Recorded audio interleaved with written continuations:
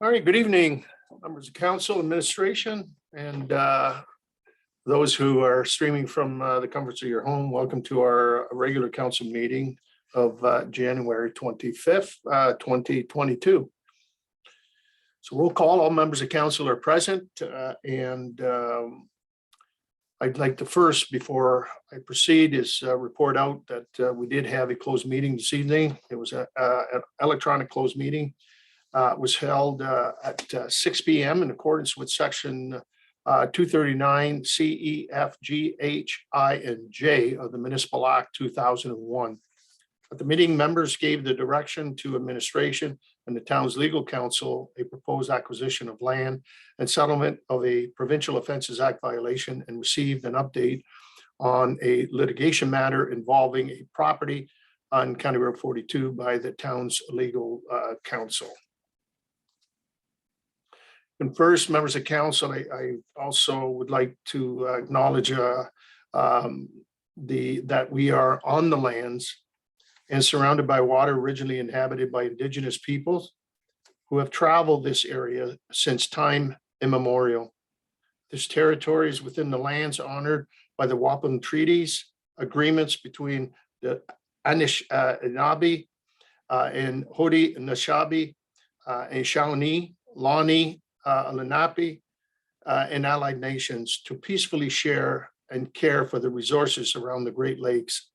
Specifically, we would like to acknowledge the presence of the Three Fires Confederacy, the Ojibwe, Odawa, and the Potawatomi, and the Huron-Wendat peoples.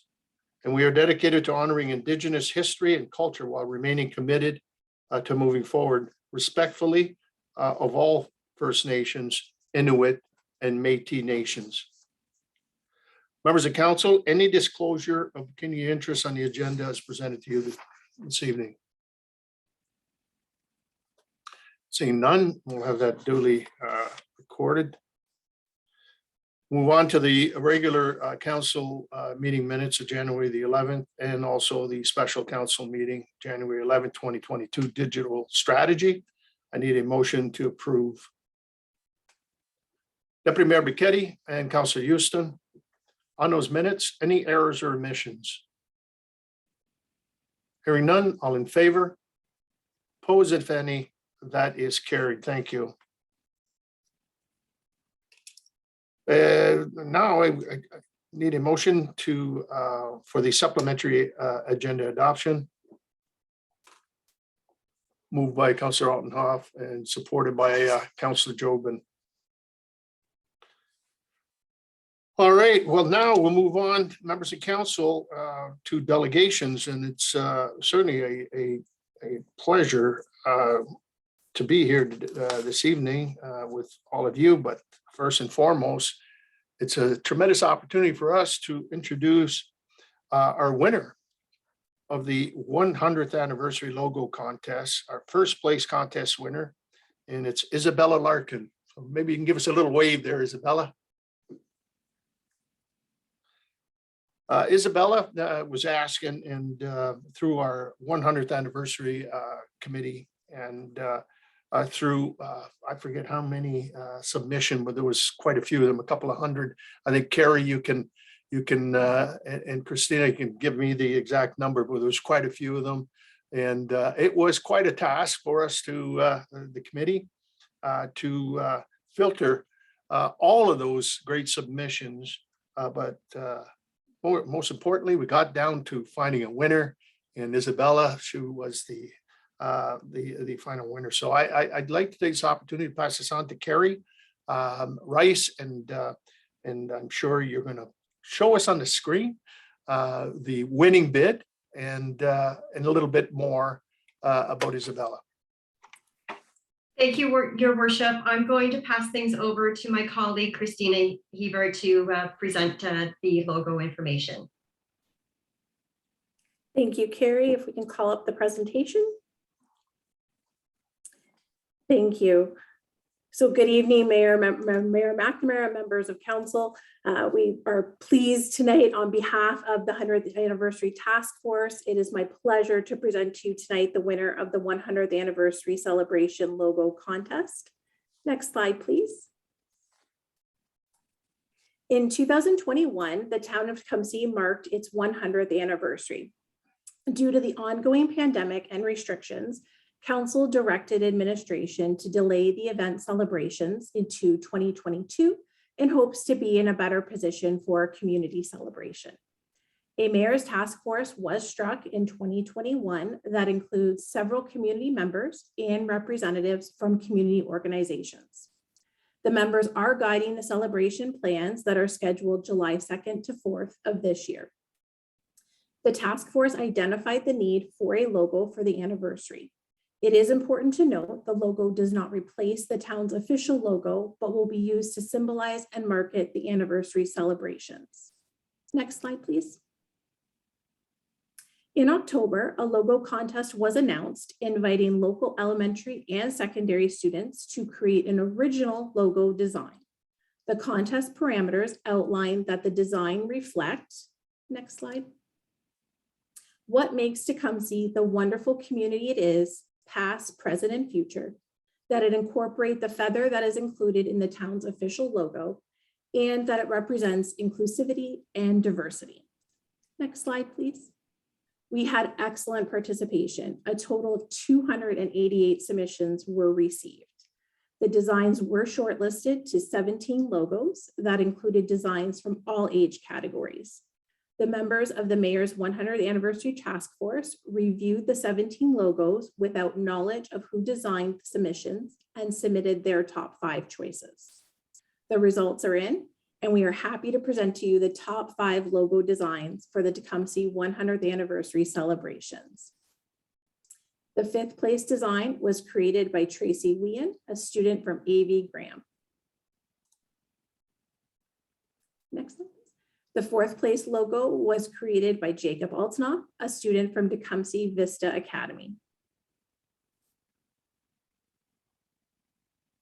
The 3rd place design was created by Leanna Kizicek, a student from Tecumseh Vista Academy. The 2nd place design was created by Frederique Lapine from St. Antoine's School.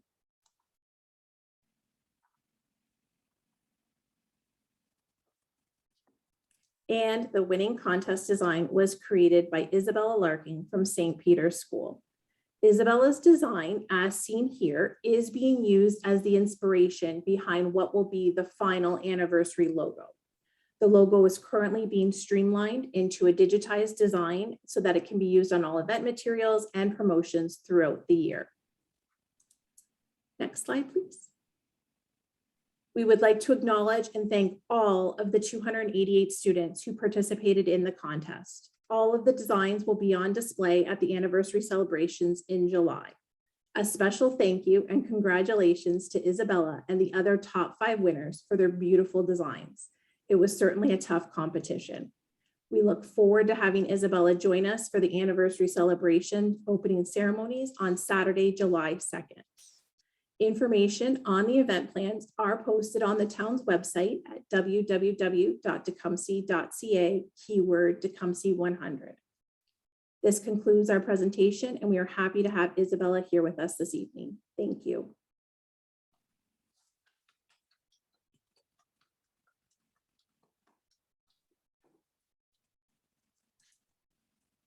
All right, where's she? Oh, there you go.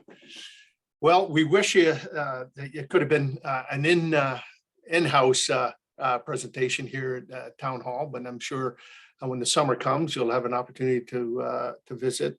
And we are certainly, on behalf of all of council and all the citizens, we're looking forward to meeting you, Isabella, in person. And on behalf of all of us, we want to, first of all, congratulate you on your winning submission.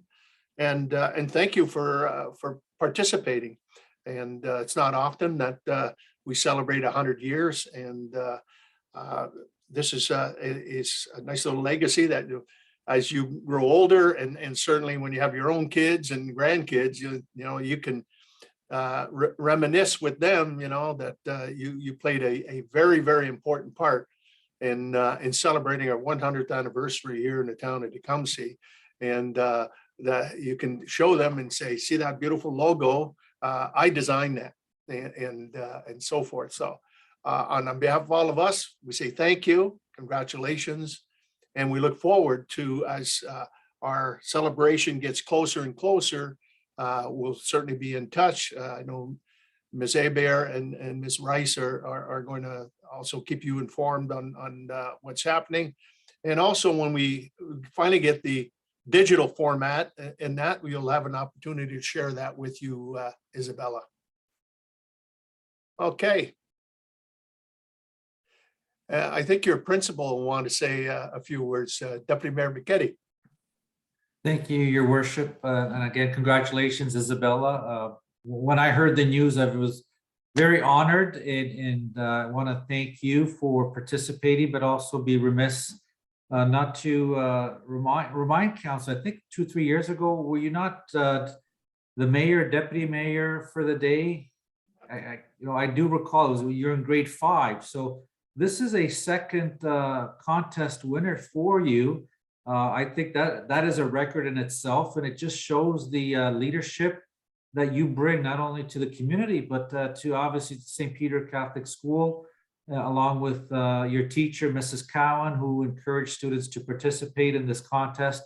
And as you see, I want to thank Ms. Rice and Ms. Hebert for putting this event on with the Mayor's Task Force and the committee. We had over close to 300 submissions. So it's nice to see the youth involved in this, and want to thank all the participants. But again, tonight is your night, Isabella. Congratulations, a job well done. Well, Isabella, you're making the mayor pretty nervous. Thank God you're not 18 years old, and because we've got an election this year, and you've already had taste of the big chair for a day, and you certainly did a great job then. So, but I'm going to give you an opportunity to unmute, and if you want to say a few words to all of us. Yeah, I don't really know what to say. I'm honored that yeah, I'm nervous. I honestly didn't think my logo would be considered, since I already won the poetry contest a while back, but I find it pretty cool. Yeah. Well, that's the beauty of not putting a name to the diagram. So it's basically, it wasn't because of your name, Isabella. It was because of the quality of the design itself. So you should be very proud of that. And to all the participants, the top 5, I'll tell you, it was very difficult for the judges to find, the ultimate number 1, and in particular, when you've got 288 entries, and to break it down to 17, then down to 5, and then down to 1. But no names were there, so it was judged by the presentation itself, not certainly by name. But anyway, it's kudos to you, and job well done.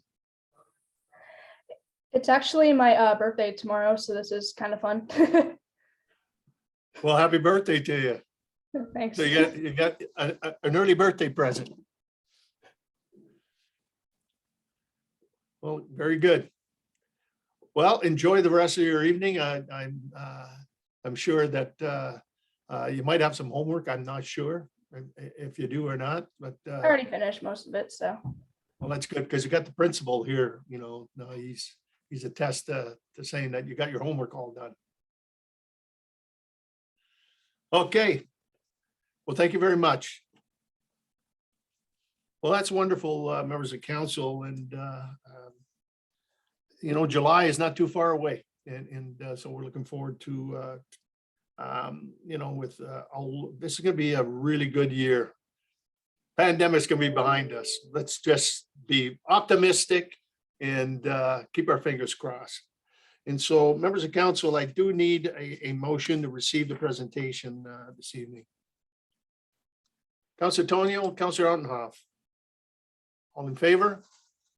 Opposed, if any, that is carried.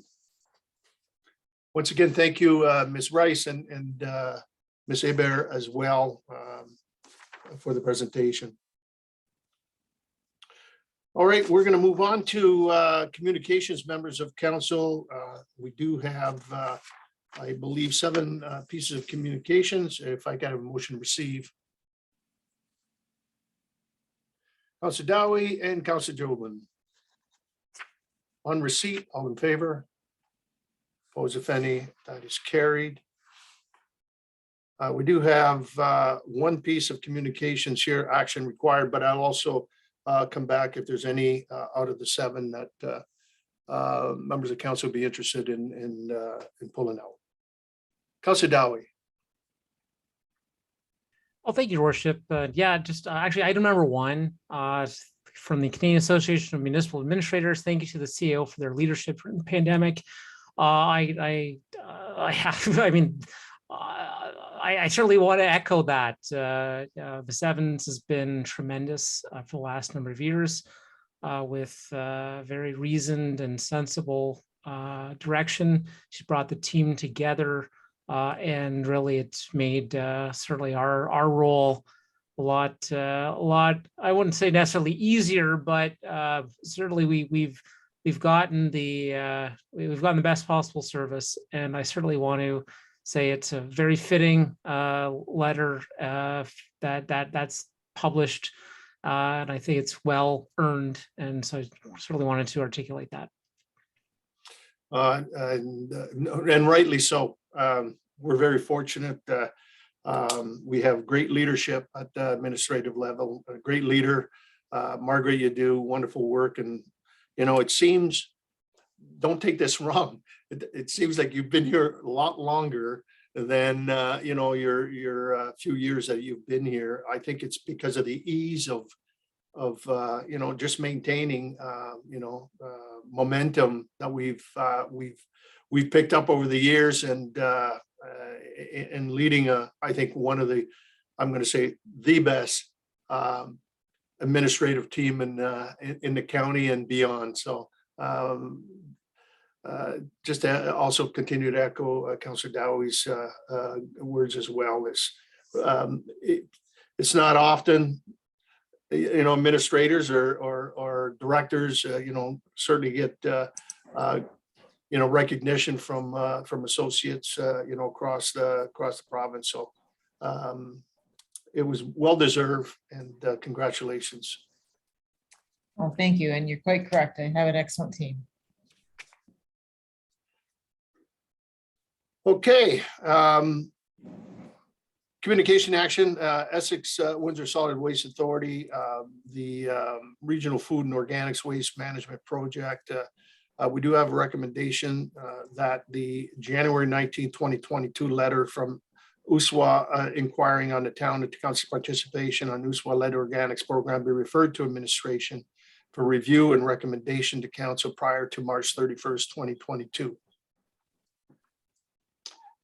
Moved by Councillor Altenhoff and supported by Councillor Houston. Any questions or comments? Councillor Dowie. Thank you, Your Worship, and I do fully endorse the resolution that's been put forward to refer this back to the administration, because I think there's a lot of background information here that we wouldn't be privy to as members of council with respect to the technical content. So this is a big decision, certainly one that's well overdue. I look forward to participating, but I think getting the details right is important. And so very happy to move this and put it forward. And duly moved and supported by, I can tell you that through USWA, this was, and being part of that body, you're absolutely correct. There was a lot to administer in a very short period of time. I'm glad that the final recommendation is, to look at administration, to look at deeper options that in order for us to be compliant, especially with the organics diversion from landfill. This was a big ticket item. I mean, huge ticket item. It could have been up to including 300 million upfront costs. And with that, not all participating county municipalities fall under the direction of 2025 to divert. And so I think what it does, it gives us more time And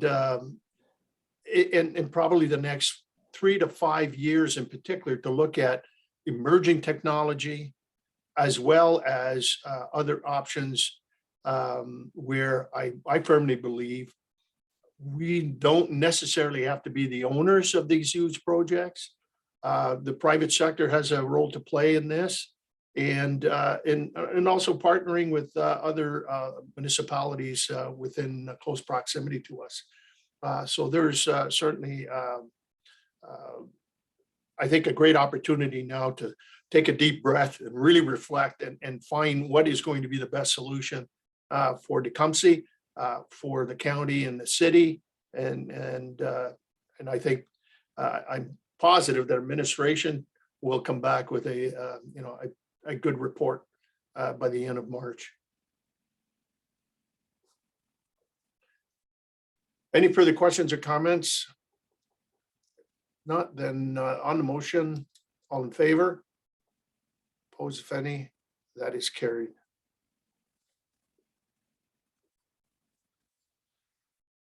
Okay. Next one on communications for action is the Windsor Essex workers. It is recommended that council consider supporting a January 6, 2022 County of Essex letter to the Deputy Prime Minister and Minister of Finance requesting support for Windsor Essex workers. Moved by Councillor Dowie and supported by Councillor Altenhoff. Questions or comments? Councillor Dowie. Thank you, Worship. Actually, I just want to thank you for taking the initiative to write this letter. So I think sometimes the industries get forgotten, not through anybody's intent, but just, things feel good, and then there's people left on the sidelines, and I think it's demonstrated a case where that is truly the case. Thank you, Councillor Dowie. No further questions or comments on the motion. All in favor? Opposed, if any? That is carried. And third is the County of Essex dated January 7th, it's small business support. That council consider supporting the January 7th, 2022 County of Essex letter to the Premier of Ontario regarding support for small businesses in Windsor, Essex. Councillor Altenhoff, Councillor Houston, questions or comments? All in favor? Opposed, if any? That is carried. Thank you. Move on to committee minutes. There are no committee minutes to deal with at this time, but we do have reports, and the first one on the docket is our Chief Administrative Officer, and it's People and Culture, and that's the CAO 2022-01 Essex Region Conservation Authority Transition Plan. So I'd like to call upon our CAO, Margaret, to summarize the report and also bring the recommendation. Thank you, Mr. Mayor.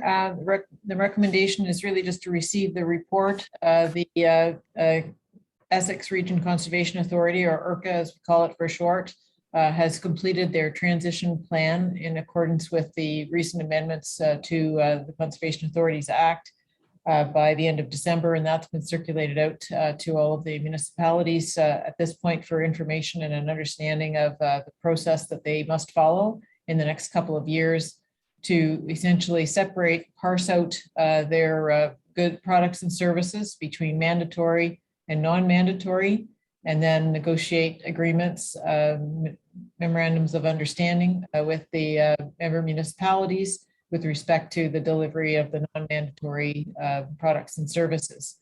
So they've laid it out in a plan that is appended to the report. And we recently had a presentation by the executive director and James Bryant at regional CAO meeting on Friday. So we're fairly conversant with what lays ahead. And they have asked for a staff liaison person to help kind of navigate that process and advise that most of the non-mandatory services and products largely kind of fall within the purview of planning. So to that end, we have I've asked Brian Hillman, our Director of Adult Services, to serve in that liaison role with the authority over the next couple of years in order to get that sorted. And there you can expect reports periodically back to council as we move through that process. So this is really to give council kind of an update on where that, an introduction to it, and an update on where that's at, and to indicate that Mr. Hillman has graciously accepted the role of being our liaison for the town with IRCA on this matter. Thank you. All right, thank you, Ms. Evans, and certainly thank you, Mr. Hillman, for putting your name forward on that. Any questions or comments on the report as brought to you this evening? Yes, Councillor Dowie, please. Thank you, Worship. Just a question for you to presumably the CAO or Mr. Hillman. With respect to the non-mandatory services, the agreements are entered into with each municipality, but is it the board of IRCA that determines what a non-mandatory service would be in place, or is it that the town initiates or decides whether that service ought to be provided within its municipality or not? Through the mayor to Councillor Dowie, I think that this is early days, but my understanding is that they were to take all of the goods and services that they currently offer through the authority and divide that out into these two primary buckets of mandatory and non-mandatory. And then there are those non-mandatory that are ones that are done at the discretion of a municipality, and then those other non-mandatory that are more regional in scope. So this, as we entertain the presentation on Friday through the regional CAOs, we feel that this is also a good opportunity to look at it from kind of the regional perspective, and there'll be lots of communication between municipalities so that we know what others are contemplating with respect to services. I know that's not a very clear answer, but I think what we are looking at is the existing services and products that they deliver, how that's going to be sorted, and their first cut at that is due at the end of February 2021. So we'll have a better understanding of what's on the table between those that are mandatory that would be covered under the levy, and then those that are non-mandatory, which we would then determine as applicable to the town of Tecumseh or needed or currently in place, and then what that funding relationship looks like going forward. Go ahead, supplementary. Thank you, Worship. No, I think you answered my question, that ultimately these agreements will come back to town council, Thanks. and we'll be able to decide at that point whether we want to receive the service or not. Is that fair to say? Absolutely, and our hope is to come back well before we've actually got the the agreement drafted up to make sure that those services are indeed what the municipality wants, and that you're comfortable with the arrangement to support those services going forward, and also a little bit about what the neighbors are doing as well, so that you're not making that decision in isolation from the other municipalities. Okay. Any further questions or comments? Hearing none, then a motion to receive is in order. Councillor Tonio and Councillor Jobin. All in favor? Opposed, if any of that is carried. Thank you. All right, we'll move on to Community and Recreation Services. This is the CRS 2022-04 Pathway to Potential Funding Agreement for I would surmise 2022. Shouldn't be, there's a bit of a typo here on my report. So I'll call upon the director to summarize the report and recommendations. Mr. Anthony? Yes, good evening, Mayor McNamara, members of council. And no, it is the 2021 agreement. We just received that recently through the pandemic and a number of issues. The agreement itself was just forwarded to us to get authorization to sign. We did go through the year with the Pathway to Potential, and we did help a number of families. Obviously, it was down with programming down, but we have been notified by the city as well that we have been fortunate to receive allocations again for 2022.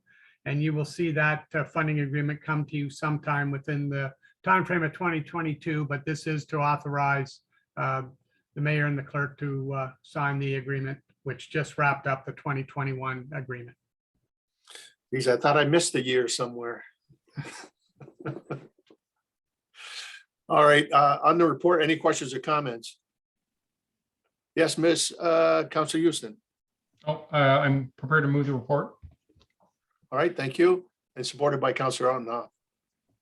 No further questions or comments. All in favor? Opposed, if any, that's carried. Thank you. All right, move on 3A, which is Development Services, and that's a DS 2022-02 zoning bylaw amendment 1401 and 1429 L'Esperance Road, scheduling a public meeting. So I will call upon our manager of planning services and local economic development to summarize the report. So Mr. Jeffries, or is it Mr. Hillman this time?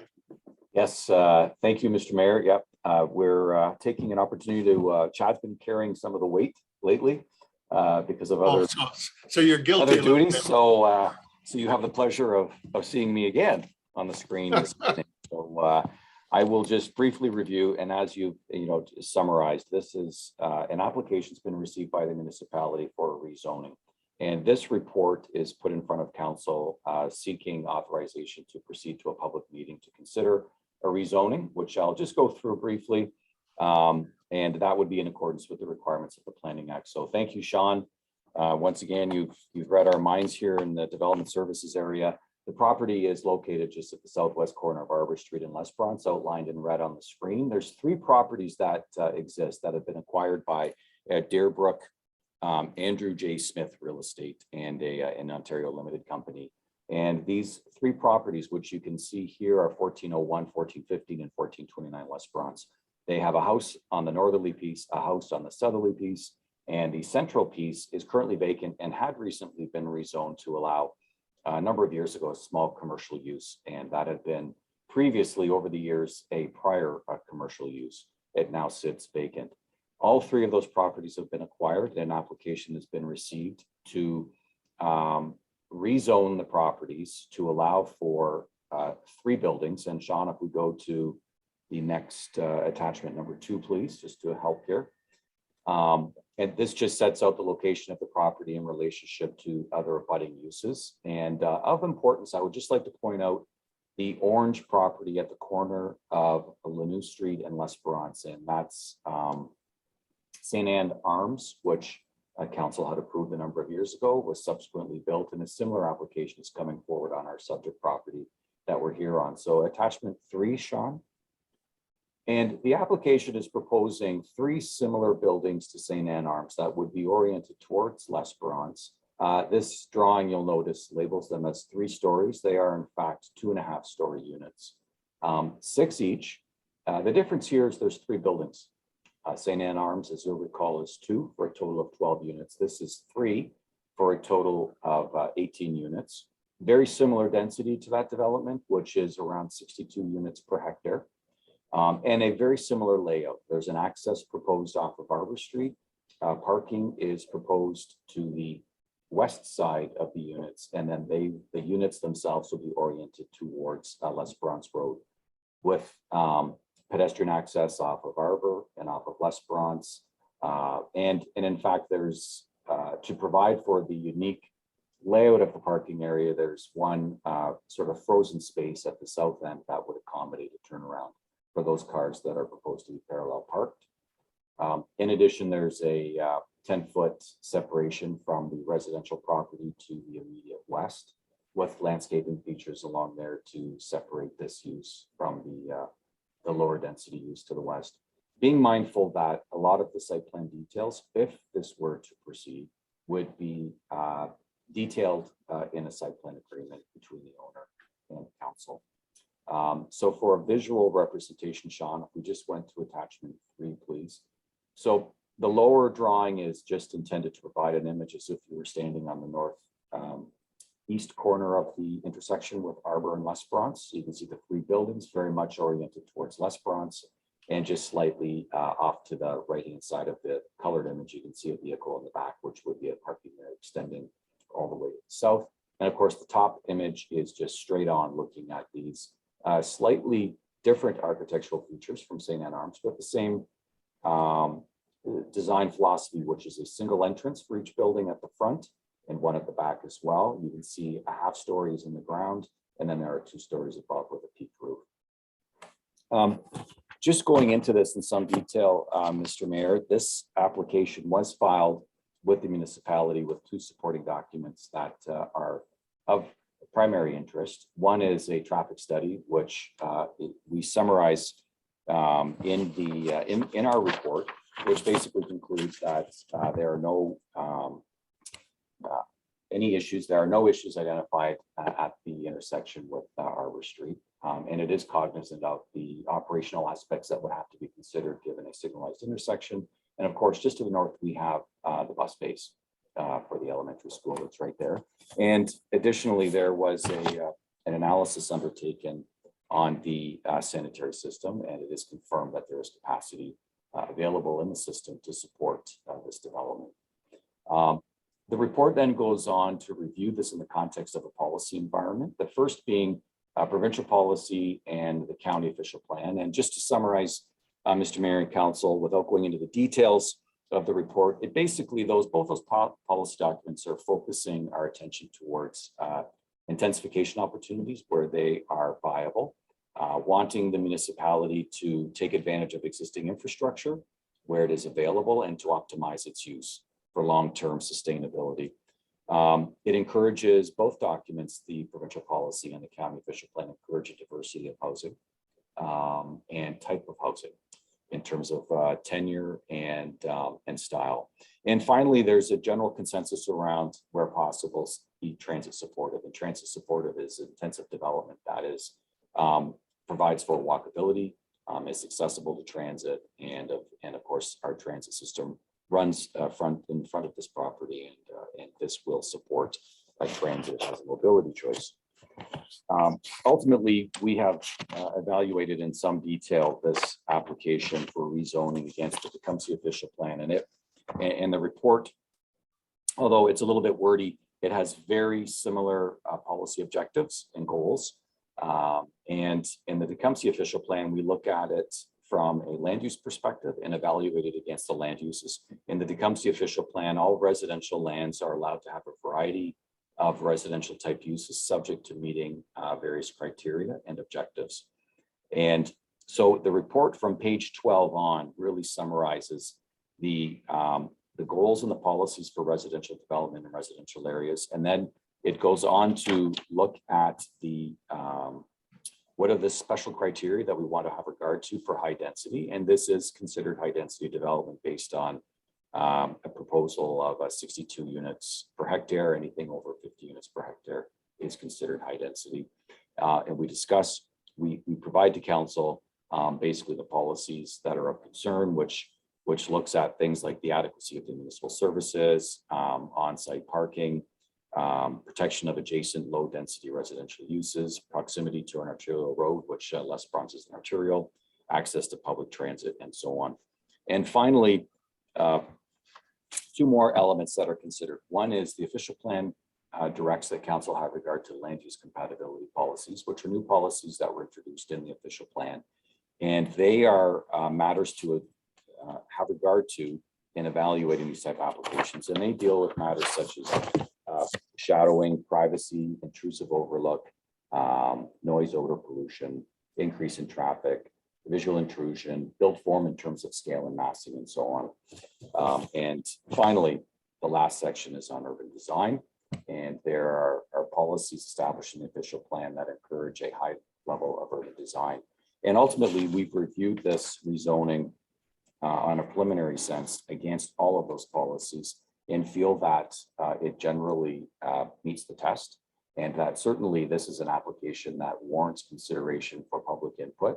I would just note that on matters of compatibility and site design details, if issues come up through the public process that require us to drill further into the policy objectives, we would do so through a further report to council prior to coming back with the final recommendation. But the important step that we're seeking right now is to offer an opportunity to get public input and have a public meeting on this matter and move it forward. And then at one point have council in a position to make a decision. So, Mr. Mayor, the recommendation is essentially that on the first page of the report, which is to authorize the scheduling of a public meeting on Tuesday, February 22nd at 6 p.m. to consider this application. And I'm happy to answer any questions council may have at this time. All right, thank you very much, Mr. Hillman. Councilor Tonio, Deputy Mayor Bichetti. Thank you, Mr. Hellman, through you, Mr. Mayor. Is this, any of these going to have elevators is the question I have. I know St. Anne's Arms doesn't have any. I was just wondering if any of these will have an elevator for AOD compliance. Currently, they are not proposed to have any sort of mechanical device. The proponent is not with us this evening, but it is a style of housing, as I said, very similar to St. Anne Arms, but it would not be able to accommodate that. Thank you. Deputy Mayor Bichetti.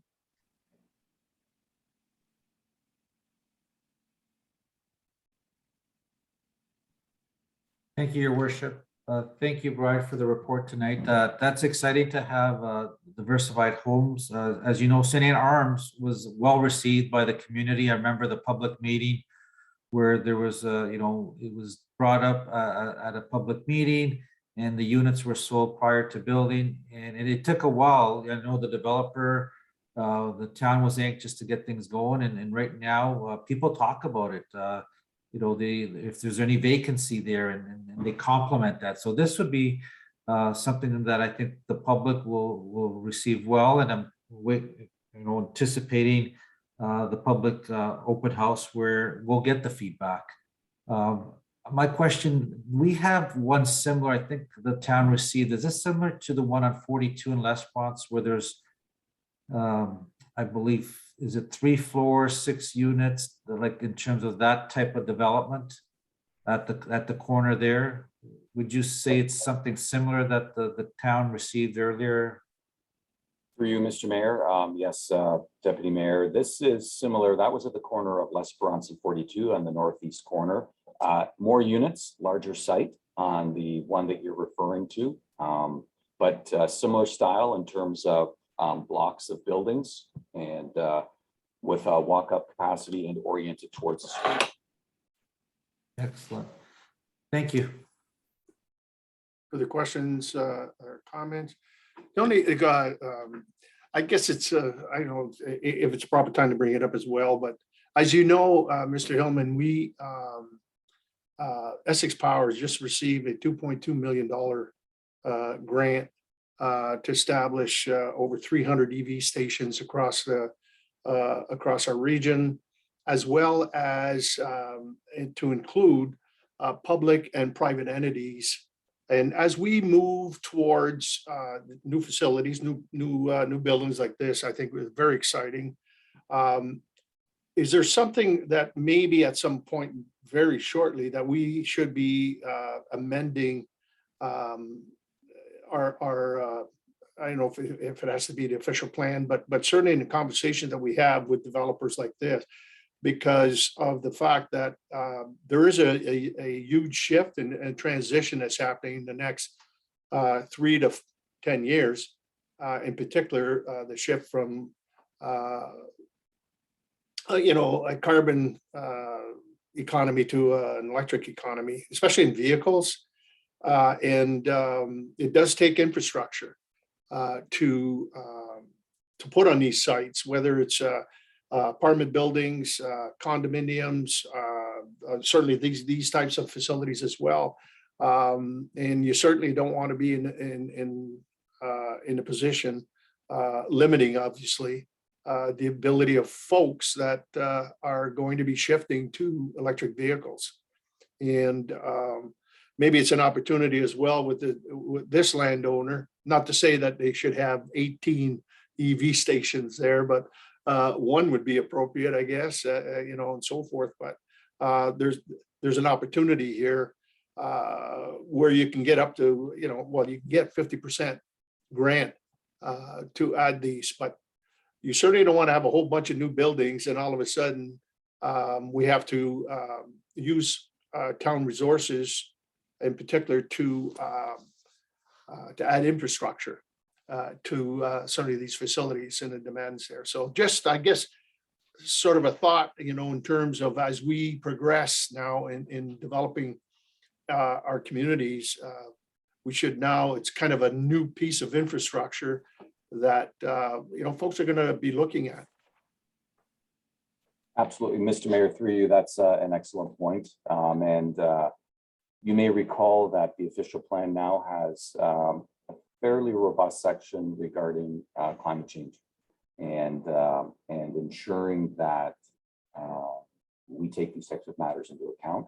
So to your, I think, point, do we need to change anything in the official plan? I would suggest no. There is a policy framework there where council has expressed an interest in this matter. This is something that we'll certainly take note of and have a discussion with this developer in particular. I mean, it's smaller scale, but it's still a discussion that can be had, and it can be things as simple as having the right conduit in place to support these types of pieces of infrastructure when they're more readily available. And that's in our foreseeable future. And it's certainly something we will put on the radar as part of our internal reviews and our preliminary discussions that we're having with developers. So point taken, and we will commence that discussion as part of the ongoing review of this application for sure, and those that come along after it. Okay, thank you. Councillor Altenhoff. Thank you, Worship. And I was thinking, to be honest with you, I'm glad you brought it up, Mr. Mayor. Through you, I was bringing this, it looks like a wonderful opportunity for EV charging stations. And I'm not saying like you've indicated that we decorate the incomplete parking lot with that, but I think if we can initiate maybe some discussions with the developer, just to be open to it, because we want to be progressive and we want to be looking to the future. 5 years ago, 10 years ago, you'd never think of these things, but now, there's a need for them. And as we continue to move forward, if the infrastructure is not in place, it's going to be a bit of detriment to those, those vehicles. And I'd also maybe encourage if we could, again, in those discussions, also look at, I'm looking at the prints or the proposed kind of layout, quite a bit of southerly facing rooftops for solar panel charging. Just be open to these things that, are articulated in our official plan, but I hate to say it, sometimes we just don't think of them for, whatever reason. We're moving fast and we want to get the job done. But, if we could have those conversations to look at these opportunities, it could be beneficial for all. So thank you. Okay, any further questions or comments? Hearing none, then a motion, I won't read the whole aspect of it, but to prepare to schedule a meeting for February 22nd, 22 at 6 p.m. Moved by Councilor Houston, supported by Councilor Dowie. All in favor? Opposed, if any, that's carried. Thank you. Move on to, again, Development Services 2022-03 zoning bylaw amendment for 6067 Walker Road, condition of consent application, B17-21, scheduling of a public meeting. Again, I'll call upon our director, Mr. Hillman.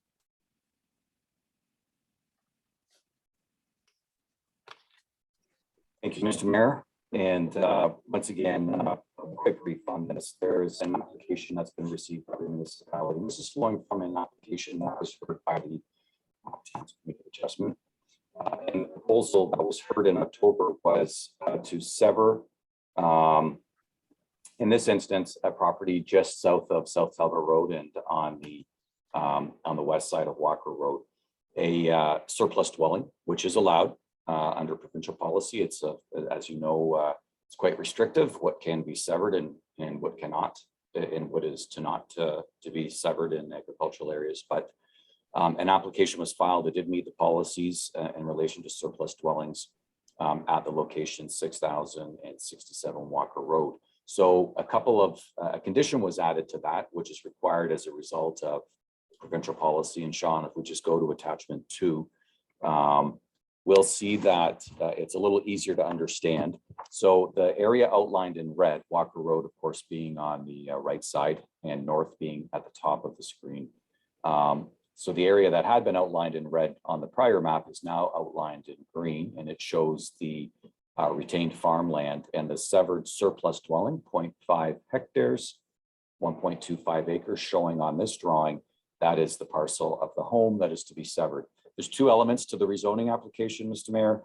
One is that as a function of a severance being allowed for a surplus dwelling, the provincial policy and the county and local official plan require that the land that's being severed, the 40 hectares, is not to have a house built on it in the future. So it remains exclusively as farmland. So part 1 is a rezoning to place the lands into a zone classification that will not permit a future home.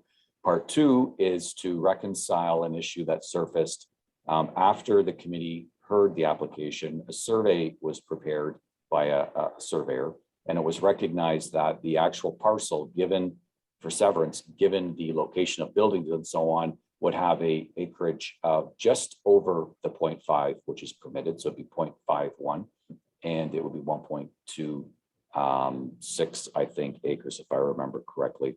So a slight adjustment in zoning for that property. Rather than having an application for minor variance go back, we can address those both through a rezoning application. So the request under this report to council, Mr. Mayor, is that a public meeting be scheduled again for February 22nd, in keeping with our last matter that we were dealing with.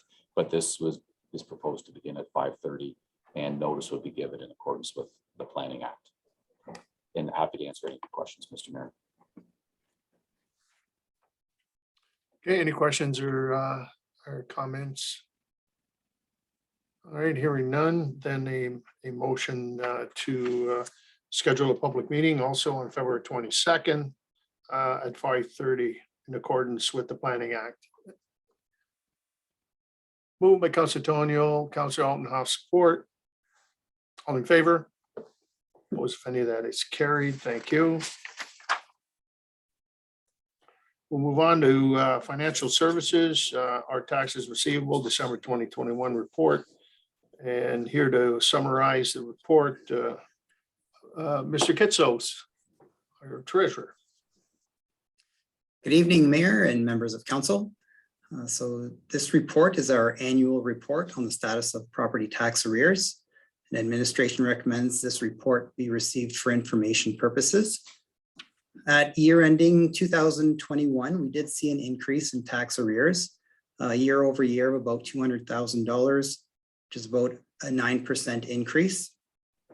The number of properties in arrears increased roughly about that same amount, roughly 10% above the 5-year average from 2016 to 2020. And the number of tax registrations is comparable to our 5-year average. So overall, our tax arrears equate to around 4.4% of taxes billed, which is relatively low with respect to the last 10 to 20 years for the town. Comparative figures for other municipalities for 2021 is currently not available. However, based on the 5-year trend, the past 5-year trend, we do expect the Essex County average and West Ontario average to increase similarly and be within a 4 to 5.5% range. If there are any questions, I'd be happy to take them. Thank you. Any questions or comments? Just Mr. Kitsos, how many of them are in the 3-year range or close for tax sale? So I don't have the exact figure, but I believe it's around 60 to 70 properties. Okay. Which is within the normal range. Okay. Any further questions or comments on the report? Motion to receive. Counselor Altenhoff and Counselor Tonio. All in favor? Oppose if any, that's carried. Thank you. Move on to 5A, Legislative and Clerk Services. That's our LCS 2022-01, open and closed meetings for 2021. So I'll call upon the director, Ms. Moy. Thank you, Your Worship. So before you this evening, we have our annual report reporting out on the open and closed meetings for 2021. The purpose of this report is to provide information on the number and length of open and closed meetings council holds annually and to ensure the town's actions are transparent to the public. So within this document report, we've provided a number of tables outlining the number of meetings held in 2021, the total number of meetings of each type of meeting, RCM, regular council meetings, special council meetings, and public meetings, as well as in-camera meetings. The report also outlines the number of agenda items, total duration, and average for each meeting. We've provided you with a table of those similar meetings for 2020, a comparison of the current term of council 2019 to 2021 council meeting averages, as well as a comparison to the 2015 to 2018 term of council. So as council's aware, the council normally meets on the second and fourth Tuesday of each month. This schedule is amended annually by eliminating 2 meetings during the summer and 1 meeting in December. The number of meetings will also vary each year as meetings may be canceled due to conflicts with annual holidays or other municipal business events and activities. The number of meetings of regular council meetings in 2020 was greater than 2020 due to the cancellation of the first meeting in August of 2021. To help stop the spread of COVID-19 and adherence to provincial orders for persons to physically distance, on March 24th, 2020, Council held its first meeting virtually via Zoom and continued to meet virtually throughout the remainder of 2020 and all of 2021. The number of agenda items is slightly lower in 2020 than in 2021. Work arrangements and assignments and priorities were impacted by the pandemic, particularly in 2020, with measures taken to address the safety of the public and town staff. In 2021, the number of public meetings increased from 2020.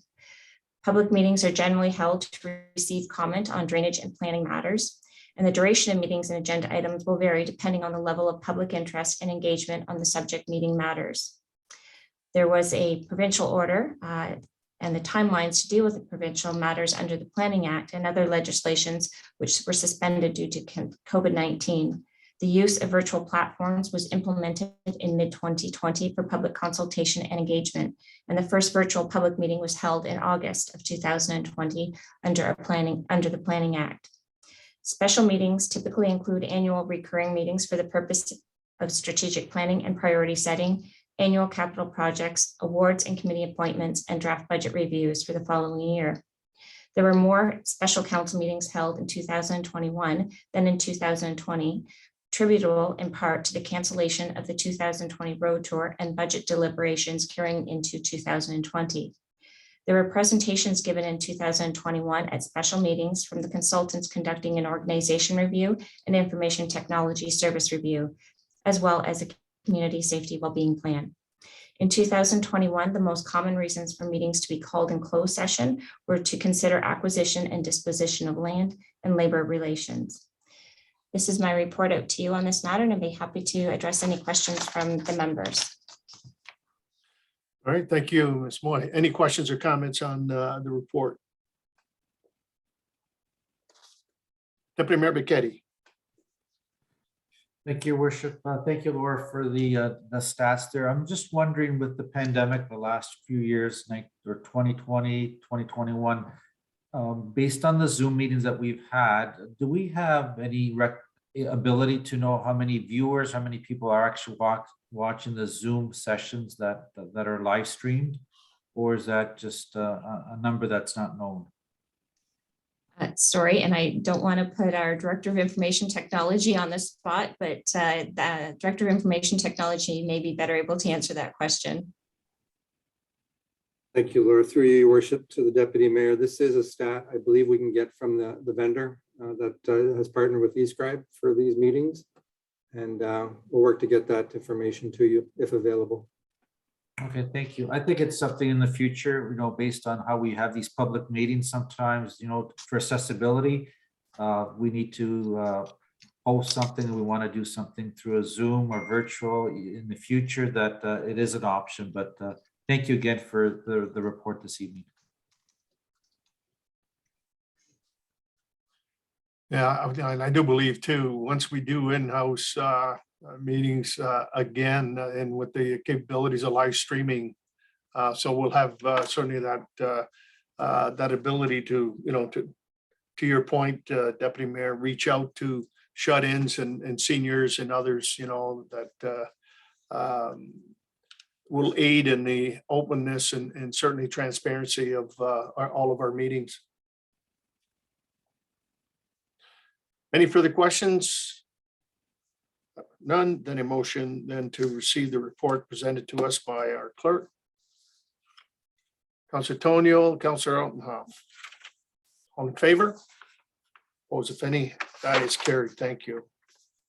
All right, we'll move on to 6A, which is our Public Works Environmental Services 2022-03.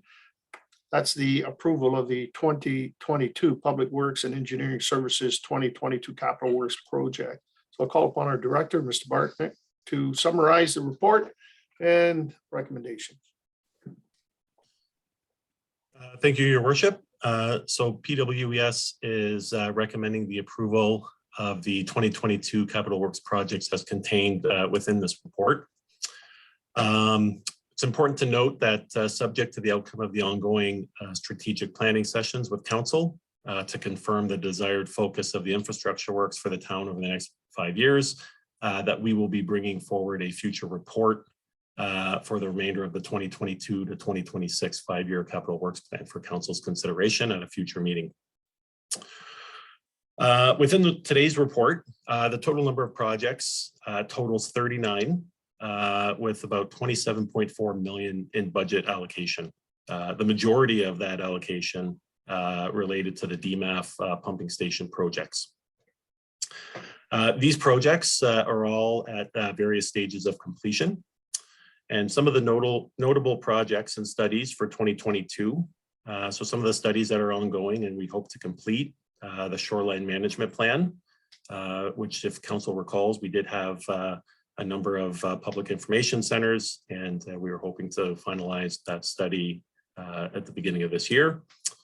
The sanitary sewer model update, the Old Castle Stormwater Master Plan are also ongoing studies that we hope to finalize in either Q1 or Q2 of 2022. And we also have work taking place on the Turkey Creek watershed assessment in coordination with the City of Windsor, LaSalle, and IRCA, as well as the Tecumseh Hamlet secondary plan and related engineering studies. As far as construction, we are looking at our annual asphalt, tar and chip, and crack sealing program. We are proposing the Tecumseh Road storm and road improvements, and that was to help facilitate the new North Shore School for the replacement of the DM Eagle School. So we are working closely with the school board on that project. Construction of the Riverside Drive Trail, because we did get a grant for that project, which is comes due by March of 2023. Construction of the L'Esperance Road via rail crossing, also a grant related to that project as well. And the County of Essex is looking at starting construction on County Road 42. And we do have some water and sanitary infrastructure that we are working with the county on that project.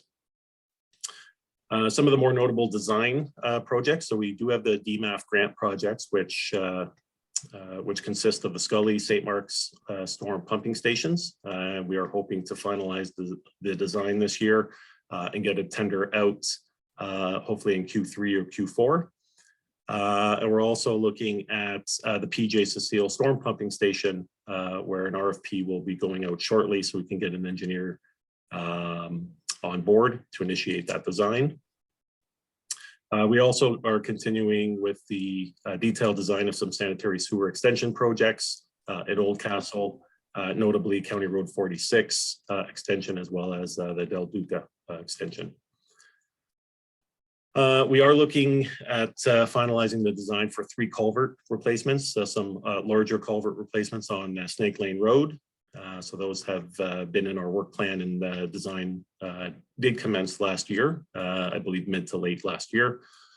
And work is continuing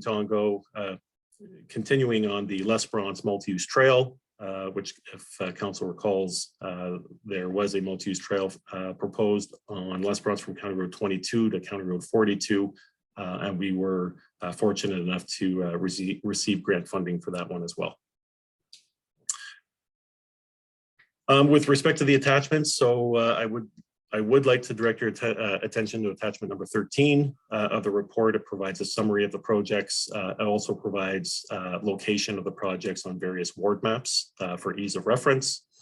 And lastly, your worship, if I can, I wanted to give a big thank you to the Public Works team, specifically John, Kirby, Brad, and Cheryl, as a lot of time and effort has gone in the completion of this report. And I also wanted to note that John, Kirby, and Brad are also here if there are any specific questions related to individual projects.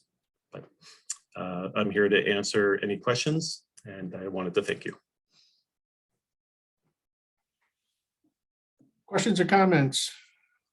Councilor Jobin. Thank you, through Mr. Mayor. Maybe to you, Phil, directly, I'm not sure. Very detailed. This is a big honeydew list. It's fantastic. I just, so there's a culvert on Holden Road. It was originally in the life cycle projected for 2025, but it looks like it's in the works for this year. My question with that is, I feel like just in the fall, the time has passed oddly during this pandemic, so I could be wrong, that road was just resurfaced. I just feel like the timing just seems odd to me, and having to, like, if we just resurfaced it and we're doing the culvert now, is it because it's failing sooner than the life cycle plan of 2025?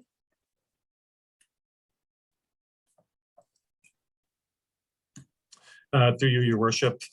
So there's, when it comes to culverts, especially out in the rural areas, so we do have a capital program, which we initiate. And so I think what you'll see is the culvert program on Snake Lane Road for those replacements, but we also get culvert replacements triggered by drainage reports, and sometimes triggered by the landowners. So we do try our best to line up whether it's resurfacing projects or tar and chip projects with up and coming drainage projects and culvert replacements. However, sometimes that's not always the case. But I can definitely look into getting you some more information on that and kind of the timing of those projects. Okay, much appreciated. Thank you. Councilor Dowie. Councilor Althoff. Thank you, Worship. Thank you, Worship, and through you to Phil. So thank you for the comprehensive report and for answering all the questions I brought to you in the last couple of days. And I think I do want to point out the investment in the Scully and St. Mark's Storm Pump Station. I mean, that's a huge investment, making up a sizable portion of our spending this year. So certainly it's one I want to call attention to, that we are putting a great deal of money towards those. And I was hoping to get a little bit of clarity from Mr. Bartnick about some of the carry forwards. So just looking at the maps for 2022, there doesn't seem to be a lot of explicit stormwater projects. However, the table does show, carry forwards for the different pump stations and work that's already funded in past years. And just hoping for confirmation that, the funds are still being spent. There's just work continues. This has been funded in past years. Mr. Bartnick. Thank you, Your Worship, to Councillor Dowie. Yes, the town has been making huge strides over the last number of years with investment into the stormwater infrastructure, particularly with some of the master plans and some of the studies that have commenced up here in the north, as well as in the Old Castle Hamlet as well. And definitely with the Dmaf projects, as we referenced, the Scully, St. Mark's, and PJ Cecile. I would also like to comment that, the town has, maybe not on the list for 2022, but the town just recently completed the Manning Road Phase 2 project in 2021. So that was a large stormwater project where we were diverting the East Town Line drain into the Lakewood Park, trying to alleviate some of the flooding that was happening in some of the neighborhoods to the west. We also have funds set aside for the Tecumseh Road storm and road improvements. And I'll be part of the project is to help facilitate the development of the school, but part of that project was also identified in the storm drainage master plan to help alleviate flooding in the neighborhood to the south of Tecumseh Road, between Tecumseh and Via Rail. So a lot of investments in stormwater, and with the completion of that the stormwater master plan in 2019, definitely very present in our minds with having that study completed, as well as some of these larger rainfall events that we seem to be experiencing on a year-to-year basis. Yeah, I just want to remind council as well is that this was alluded to by Mr. Bartnick, I think in a report back in, it might have been September, October, that from 2011 till 26, and that we will have spent close to $80 million in flood mitigation and storm. So so we've been very aggressive and to that point, and we know that we still have a ways to go yet, to meet certainly the challenges. So sometimes you don't appreciate what goes in the ground because it's not that sexy project, this beautiful building and so forth. But the harsh reality is that we are, mindful of climate change and have been very aggressive and successful in getting some grants. But 80 million, that is nothing to sneeze at for a small community of 24,000, 25,000 people. And so kudos to council administration and in achieving that. So I just wanted to, for the viewing audience out there that are listening, is the reality is that even at 27 million of capital for small community in 1 year is when I look at compared to other municipalities in the county bigger than us, their capital outlay is less than us. And so through life cycling and good planning and good management, obviously we're chipping away, and I'm going to use chipping away at especially the stormwater piece, and trying to mitigate climate change and stay ahead of Mother Nature a little bit. Councilor Dowie. Oh, sorry, supplementary. Thank you, Worship. And just this is something I apologize for not flagging it earlier. It has to do with the pond for the Manning Road secondary plan. And so I see we do have it on the list, but I was hoping to see if if we are expecting construction in 2022, or if this is just to get the money in the bank in anticipation of a resolution of what's happening there. Mr. Bartnick. Thank you, through your worship. So for the, I guess the Manning Road secondary plan area pond, so we did have some money allocated in previous years for the purchase of the property, as well as commencing the updates to the functional servicing report and the detailed design. So work is still progressing on the design itself and on that servicing report. So we do not have construction slated for 2022 for that pond.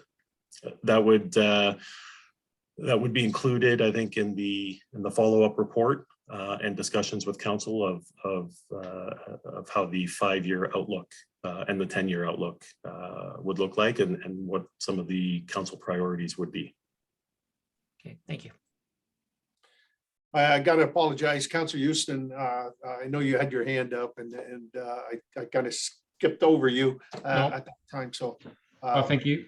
Yep, thank you, Your Worship. And I guess to Phil, just on Councillor Dowie's question there, with the pond construction design, a lot of that funds that we're setting aside, are those not recoverable through development charges we would be outlaying and then recovering a lot of those for that pond design and construction? Through you, Your Worship, it's my understanding that there's no stormwater related projects that would be covered under development charges. However, I think the idea moving forward was to construct the facility and then recover funds through the Municipal Act under what they reference a Part 12 cost recovery bylaw. So I think there's different tools in the toolbox per se that the municipality could use. So it would be more so in that direction under the Municipal Act. Okay, thank you. And through you, Mayor, my initial question and comment to Phil, again, thank you for the report, and to all your team for compiling this information. I really didn't have too many questions. You were able to answer some of those, for me yesterday. But we do have the Les Bronze Trail, which I believe the grant and the funds we receive for it, it's a 2024, 2025 timeline. So we do have some time there. The only thing I want to bring up is connecting the community to that trail, and really to any other trails that we are, building, much like the Riverside Trail and others in the community. On Maisonneuve, there is a short stretch of sidewalk which runs from Corby to Shawnee, but it only runs in that one section. I would really like to see, by the time we construct the Les Bronze Trail, any opportunities for us to extend and ensure that we've got community connectivity to that trail. There's a couple opportunities, on the roads which are abutting up to Les Bronze that, I think, one of the reasons we put the NIL in place was to fund some of these sidewalk programs. I do know our sidewalk program, about $69,000 a year. I don't know if we need to look at that and increase, our yearly commitment to that fund for projects like this. But with the Riverside Trail as well, if there's opportunity for us to properly extend any sidewalks which aren't right to Riverside, certainly like us to take a look at that. And if those opportunities come forward, you can bring them to council and we can review those as they come forward. So that was really my only comment, and I'm happy to bring those up in the future conversations that we have around capital planning and projects that I know we're going to have in the next couple months anyway. So thank you. okay, thank you, Councillor Houston. Councillor Holden. Thank you, Worship. And through you, I'll echo the words of appreciation to Mr. Bartnick and his entire team. A very exhaustive report, extensive report, and one which I believe is also very ambitious, but also shows kind of the progressive nature of Tecumseh. So I really want to acknowledge that and thank you for it to your entire team. I also want to articulate the point that I think we've heard from a lot of our residents, the issue of stormwater management, and I think we see, has been articulated by other councillors, that we are, and the mayor, we're making very big investments, and this is an important focus for us. So, to those residents out there that are watching, I think this is something that's certainly very near and dear to us, and we want to make sure that we can get things in place so that we can manage that stormwater, manage that stormwater. Certainly, climate change is something we're all facing. But I'm glad to see that we're doing our best to be as progressive as possible. All these projects that we're seeing, very expensive ones, they certainly will benefit, a lot of Tecumseh. So I really want to acknowledge that. And I think that's quite important. And I also appreciate the correspondence, Mr. Bartnick, that you sent out to council regarding some queries on the Riverside Trail that's been proposed. I do note, the significant increases in costs that have kind of occurred. And I just ask you, are we at the point where, I did a quick calculation to look at the numbers, per meter, it was originally kind of tuned at about $615 per meter. And right now with these additional costs that you've noted, it's up to about $925 per meter. So a significant jump. I just want to note, I know our consultant brought forth a number of options. Are we at a point where, we're spending the money appropriately? There were some significant increases in those costs. And I think we all want to make sure that we can get the biggest bang for our buck. So I'd like to hear any words you may have on that. Thank you. Mr. Bartnick. Thank you, through you, your worship, to Councillor Altenhoff. So I think what we've seen on a number of projects are some cost increases, obviously due to market demands, due to COVID, but specific to the Riverside Drive Trail. And as we progress through the preliminary design and into the detailed design stage, these cost estimates continue to get refined. And I think it's kind of an exercise that would have been undertaken, whether, if it was a trail on the south side, a trail on the north side, or bike lanes. And some of these overages or additional costs are specific to, thickening the asphalt in the pathway, specific to additional stormwater drainage or additional water main works. So they're documented, they're itemized, and I think they would be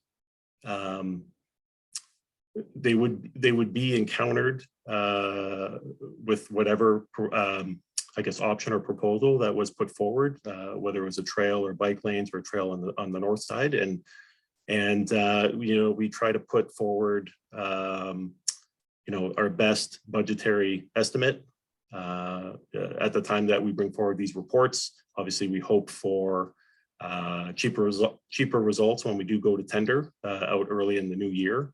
But we just want to ensure that we do have funding available for the project. The other thing to note as well is for this project specifically, we did receive a $750,000 grant that has to be spent essentially by the end of this year. It does have a March 2023 deadline, but essentially the construction season typically ends in December. So these additional costs or potential additional costs that we have flagged does fit within the budget that council has set at the 1.2, while taking into account that the grant funding that the town did receive.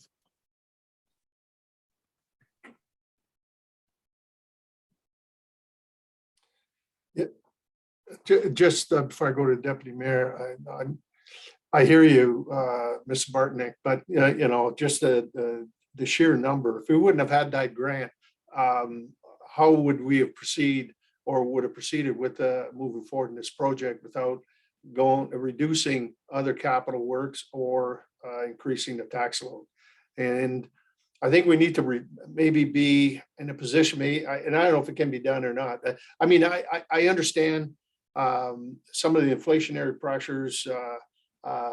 Oil is high, asphalt's costing more, and then the depth of the asphalt and locates and so forth. But is there maybe a better mechanism in place to maybe shrink that amount when are presented to us? Because if it's preliminary, and I understand that, but that was really preliminary. To be quite honest, when I looked at that, I was glad I was sitting down But do realize we were very fortunate that we got $750,000 grant, and what we budgeted is there. I mean, we've got, the money's there in that regards, but I think we need to, I mean, I'm not an estimator by no means, in that regards, but that's almost, I don't know, would I be wrong to say it's about 40% higher than estimated?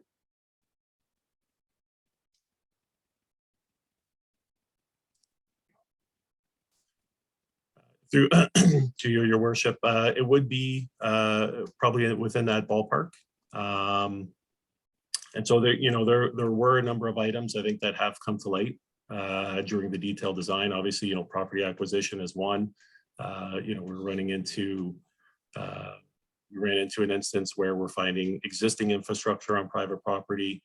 I think we're going above and beyond what we typically would on perhaps some other capital projects with the public consultation and the on-site meetings, and trying to work with these property owners to try to resolve some of the issues and move some of the landscaping and fencing work that's within the right of way. The project team's been doing a great job at that, and been receiving some good compliments from the public. We're also looking at, we were looking at the implementation of these cross rides at the intersections, which gives priority to the trail user.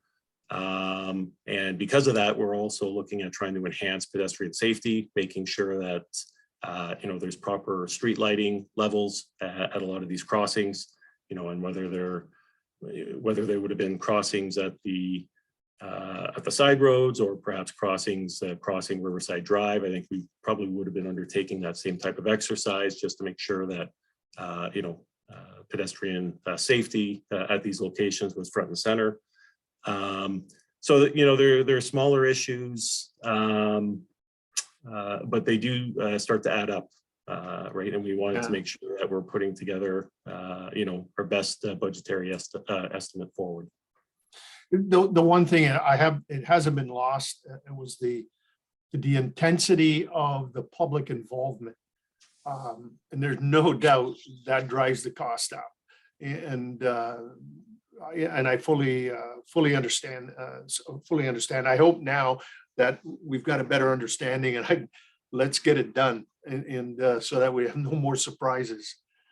I believe Deputy Mayor McKetty was first, and then Councilor Dowie. Yeah, thank you, Your Worship.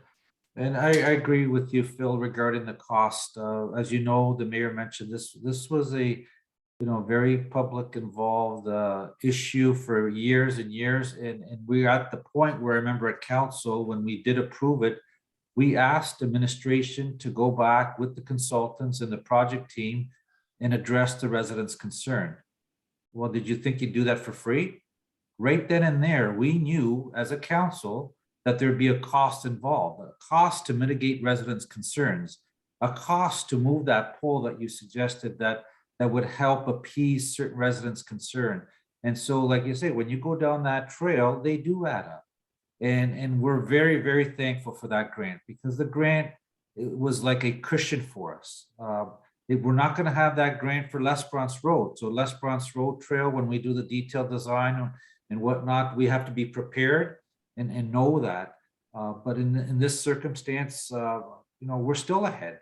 You add the grant with the budgeted money we have, and addressing these concerns that were laid out.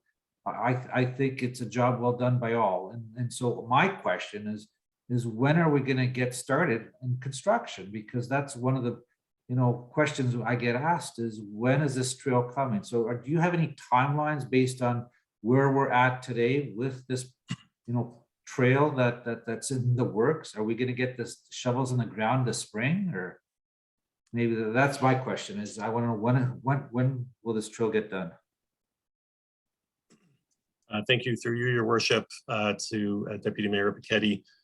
So we are working with the utility companies to try to get advanced utilities out of the way this spring, and we are hoping that construction can commence in June and July later this year. We are also committed to bringing back a separate report to council specific to the Riverside Drive Trail, just providing a project update. And we hope to do that within the next month or so prior to some of these works and activities taking place out on site. As you recall, there was a commitment to bring back a report for informational purposes, just to kind of compare what the preliminary alignment of the trail looks like compared to what's kind of the final placement looks like once we have gone through all the consultation with the public. Thank you. So maybe if we can encourage whoever's leading that, whether it be the project team or if it's us as a town, by the end of February, we get that report. That's great. Now we're at the end of February. Do we have everything laid out in terms of sending out tenders? Like, in terms of pre-planning, I'd like to see that timeline where these timelines are adhered to. I don't want any more delays. This has been put on and off, the last several years. And I think we owe it to the public to put things in place where they will see results. People with COVID are tired of being indoors, and this will be a blessing for active participation, active getting people out there and getting that healthy lifestyle. So I just want to see more stability in the timelines where whoever's doing them is accountable and is following up so that we keep the ball moving. Okay, Councilor Dowie. Thank you, Worship. And just specific to this project, I think you said a lot of what certainly my reaction was on reading the report. I do want to thank Mr. Bartnick for immediately responding to all the questions I had about the increase in cost and circulating that to the other members of council. I think what I take back from it is I think we could all learn a few lessons from our experience here. Number one, the factoring in of the public engagement, how important it is to have the involvement of the public. Secondly, even some lessons learned on what will go into the estimate. If there's any chance of a risk of a hydro pole moving, we ought to account for it in the estimate. And not leave those just not leave it to chance, I suppose, because I think this is where we may have been gotten hit a little bit, where in doing the detail design, we found a lot of things that weren't maybe obvious risks, but could have been there all the same. So we'll know for our future trail projects that this might come up. Even with the price increase, at the end of the day, town council made a decision to vote on its investment. Grant or no grant, we did allocate those funds at that particular cost, and the grant really takes care of the overage. So the decision hasn't really changed. We're allocating the same dollars as we did before. So in many ways, it's what we've learned has been offset by the unexpected grants. So the dispensing of municipal funds has not changed. It's still the same amount that we had expected it to be, notwithstanding just increased costs, but then increase revenues to offset those costs. And beyond that, I think we're going to have the same circumstances with the Les Bronze project. There'll be some differences in terms of the drainage situation. There's a bit more of an openness, you could say, on certain stretches of it, but I think certainly the public engagement is important. That we do ask residents to maintain the right of way. And that's something that part and parcel of that is that it will be landscaped, and ultimately will I suppose have to go one of two ways. Either say we're taking back the right of way, don't install stuff in it, or we say, okay, as the occupier, as the maintainers of the right of way, we'll let you build things, but maybe we get encroachment agreements or things of that nature, just to address particular issues going forward. But I think that's probably the biggest lesson that I've learned from this is yeah, the municipality owns the corridor, but there's a lot in there that isn't registered, and that has driven the cost up versus what it could have been. And with that, and just final point is the information that Mr. Bartnick provided to us, it did thoroughly and properly detail that these are construction related increases and not site related increases. Having the trail be maintainable, having the thickness to carry a vehicle so that it could be maintained properly, especially in the winter time where there's ice, like right now, that we have that ability to maintain it properly. That is something that could we have started down that road from the get-go? Maybe, but now we know, and plus the guidelines have changed since we started the process too. So I mean, there's certain things that have evolved because of the length of time we've been at this. But with all that being said, the cost drivers are not site specific. They are realistic to the circumstances that we're in. We ought to, we will have conflicts with the right of way. If we're going to protect them, if we're going to move them, if we're going to replace them, yeah, that's added to the bill. If we're going to have utilities, I mean, there are private services on both sides of the street. There are poles on one side, there are fire hydrants on the other side. So there are things that have to move in any circumstance. And it was one of, really the decision was based on not just cost, it was the technical realities. We can't improve drainage on the north side. There's a lot that goes in. So with all that, I think a lot of lessons learned.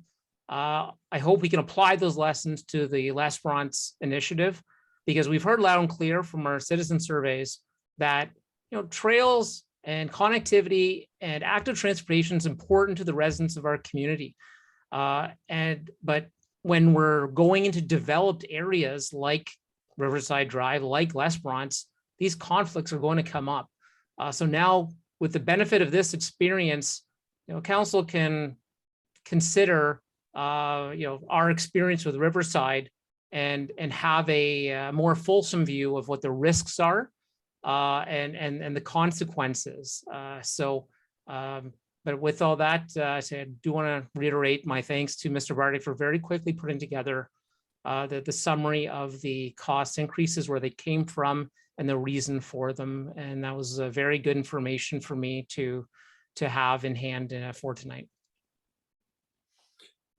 All right, now I'll make it short. Expect the unexpected. Okay. Any further questions or comments? There are none, then a motion to call upon blah blah. Let me get my spot here, that the following public works engineering services projects be approved as presented. Deputy Mayor Becchetti moves, supported by Councilor Houston. No further questions or comments. All in favor? Opposed, if any? That is carried.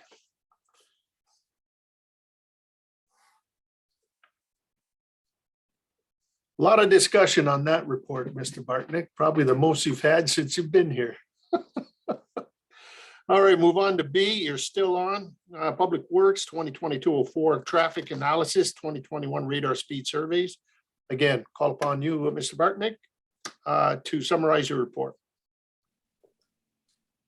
Thank you, Your Worship. So the recommendation before you this evening on this report is that this report be received by council.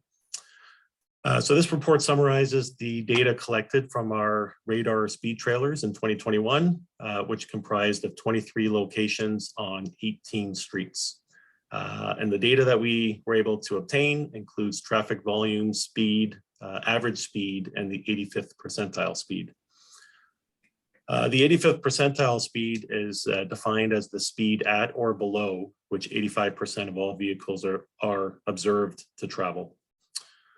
So there were 6 streets or locations where the 85th percentile speed was greater than 10 kilometers per hour over the speed limit. And that's typically our trigger that really identifies where some of these speeding issues are taking place. So administration does review the data collected at each of the locations, and we provide detailed information to the OPP on when speeding is more prevalent on specific streets, which assists with their continued enforcement. One change in 2021, so administration, we did install flexible in-road signage in the center of the road at 6 targeted locations. Riverside Drive, McNorton Street, St. Gregory Street, Southfield, North Talbot Road, and Old Castle.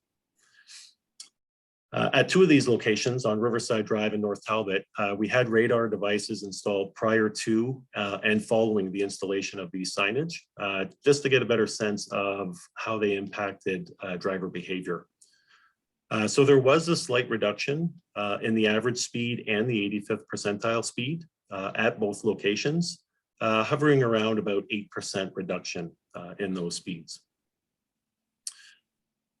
Moving forward, Public Works will continue to conduct speed surveys in response to complaints and in response to areas where we know could have potential for speeding issues. We will roll out additional in-road traffic calming signage at key locations again. And we'll continue to work with our partners with the OPP and provide traffic data to assist with our enforcement. And some of that data that we do provide is very targeted, where we give them almost hour by hour data, which helps them determine where enforcement should be taking place at any given time during the day. So with that, if there are any questions, I am available. Thank you. Councillor Dowie, Councillor Altenhoff, and Councillor Tonio. I'll take your worship. Just maybe a general question regarding the deployment. So I know, I guess how are the sites prioritized? Because I know I made the one request for Gautier. I don't see it. And I'm not quite sure how it gets in the queue. You know, if we make a request, or if a resident makes a request, like, is it prioritized and there's a list and we just say, okay, well, this is our year's plan, or like, is it first in, first out? So I'm just hoping for a bit of clarity on that one. Through your worship to Councillor Dowie, so it typically would be, you know, as a request comes in, we do deploy the units. We do have 2 trailer mounted units that flash, and we also have 2 kind of covert units, black boxes. And if we did miss Gautier last year, whether in the report itself or actually deploying the unit, my apologies on that, but you know what, Phil, it's actually there. Okay. I apologize on Right. my end for misspeaking. No, it's okay. We do get requests. We do try to keep kind of a running list and a running tally, but you know, there perhaps is the occasion where we miss 1 or 2, but we do try to be very proactive on responding to some of these requests.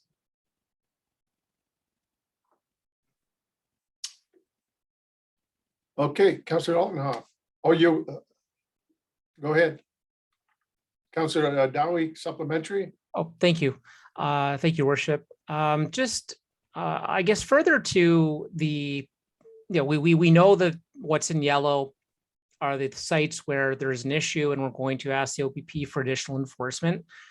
You know what, I guess there's a limit to how much enforcement we're destined to get. We have the, I know we have a pending traffic calming-ish type of report forthcoming. I guess at a point, if we don't see improvement, I see like one street on here that we always get requests for is McNorton, and it is beyond the 85th percentile speed. At what point are physical changes to the roadway going to be considered as a speed reduction measure? Through you, your worship, to Councillor Dowie. You bring up some great points, and you did raise the issue of kind of a speed mitigation policy that we have had on the back burner and have been working on. Unfortunately, last year there were some other priorities that diverted our attention away from that, but it is still on our to-do list, and we do hope to bring that forward this year. McNorton itself is a very unique. It definitely gets a lot of complaints, and we have deployed the unit there numerous times. And I think you know, the radar devices kind of gives you a snapshot in time, whether it's a week or 2 weeks that we put out. And so I think what we see there, especially with McNorton, it does hover around that 10, you know, whether it's over the 10 kilometers by a few, or if it's under the 10 kilometers by a few. But it definitely, I think, triggers us to review this of, okay, you know, are physical alterations to the road required? Should we be reviewing the speed limit? What is the intent of that road? Are we trying to slow traffic down because of the adjacent land uses? And such. So I'm hoping that you know, with that policy that we're currently drafting and wish to bring forward, that hopefully that provides a little bit more clarity and an avenue forward on some of these what I'd like to call repeat offenders of some of these streets where we do continuously see some of the higher 85th percentiles. Thank you. Yeah, photo radar, and that one would be a great one. And speed radar. I believe Councillor Altenhoff and Antonio. Thank you, Worship, and through you. Again, I want to thank Mr. Bartnick and, you know, the entire team. I know generally when requests come out, the units are sent out pretty quickly. And I appreciate then there's also a data analysis and tracking everything. So a lot of efforts. And I think that's important because this is certainly one concern, you know, from my point of view, I think that's probably either number one or number two with regards to complaints or issues from our residents. So I really do want to thank Mr. Bartnick and his team. And also appreciation with regards to the comment on the kind of speed mitigation policy that we're looking to finish up. So I think that will be very much appreciated. It's good to see, I think, some of the data on those that in-road signage, albeit, you know, we'd always like those numbers to be a bit lower than what they are. But I think for the small, relatively small investment that's made, it seems to be that, you know, no pun intended, we're seeing positive impacts. And you know, I would encourage us to perhaps study that a little bit further. I know, Mr. Bartnick, you mentioned it, even with the Culvert traffic radar systems, just to see if there's, you know, if we can distinguish between, you know, an actual physical unit that everyone can see and may mitigate their speeds versus the Culvert ones where they have no clue that they're actually getting monitored in terms of their speed. This may give us a better insight as to, you know, are those things a good investment and potentially deploying elsewhere. On that point, I know that there's been many years of data we have now on this. Is there any history? You know, what we're seeing here is kind of a snapshot of last year's activities, but it may be interesting to see, like you indicated, the repeat offenders. You know, those are the ones where we can continuously, you know, if we show year after year after year where these numbers are higher, you know, putting a greater emphasis potentially on those streets. Because we have the data to back it up, it's just maybe not necessarily presented in a fashion that the enforcing agency, you know, may be beneficial to them. And my last point, I wanted to, actually, sorry, two points. One, again, was kind of this covert monitoring system versus the actual kind of the very physically evident radar system. Perhaps a question, do we have any data now to show, are the numbers the same? Are they different? when people see this monitoring station, is it influencing their driving behavior at all? Or are they doing the same, whether it be covert or not? No, it does. Through your worship to Councillor Altenhoff. So we did a test case over, I believe it was on Clovelly a number of years ago with just that, having the covert deployed first, and then we had the display. And the data, surprisingly, the data coming back showing almost identical average speeds and identical 85th percentile speeds. But perhaps, we could expand that again and do another couple of test cases just to see what the driver behavior is when they actually physically see, the display board versus, just a box on a pole where it's kind of out of sight, out of mind. And through your worship, yeah, I think, if we could get, a statistically significant number of data points here to show that if this was kind of a pilot study, which was interesting to see. That's good data. But if we could get a few more data points, that certainly, I think, would be that would be great. And finally, I just want to note, I appreciate the table that's presented where we see a few, the posted limit versus the 85th percentile, and those being in excess of 10 kilometers per hour or over. I note that there was a few where it was right at, 10 kilometers per hour. So, of course, with numbers, it's always the case. But I would also suggest maybe be open to those that are right at 10 kilometers per hour, just giving them a little bit of a view. If it was 10.4999, versus 10.51, I know there's some significant digits we're dealing with here, but just consider that. Anyways, thank you very much again for all the efforts on this. Councilor Tonio. Thank you. Through you, Mr. Mayor. Was there any liability to those calming signs that we had? Did we have any complaints that people, I know people hit some of them, or did we have to issue any monies to people because of those signs on the road, those calming signs? Not that I'm aware of. We did have a number of them damaged. A few of them walked off on their own, unfortunately. But I think we did go through our yearly supply by the end of the summer there. Gotcha. But not to my knowledge for any claims. And the spots like McNorton, I had suggested to you over the summer, those spots are going to be reused again if the numbers show they're high speeders in that area or above your 10 number there. Is that correct? So if the numbers continue to show a high number over the percentile, your threshold, we will continue putting those signs on those streets? Is a question.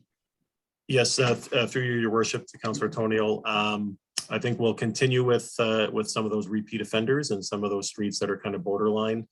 We did get some other requests from the public, whether it was directly from the public or through ward councillors, and some of the requests were more on local streets where I think intuitively we didn't think that they would be warranted, but I think we were trying to be strategic, especially with the number of signs that we had, knowing that they have the potential of walking off or getting damaged throughout the year. But I think we'll go back and revisit some of those streets on the list that we have, and we'll definitely go back and look at some of the data we've collected over the last number of years to see if we can expand that.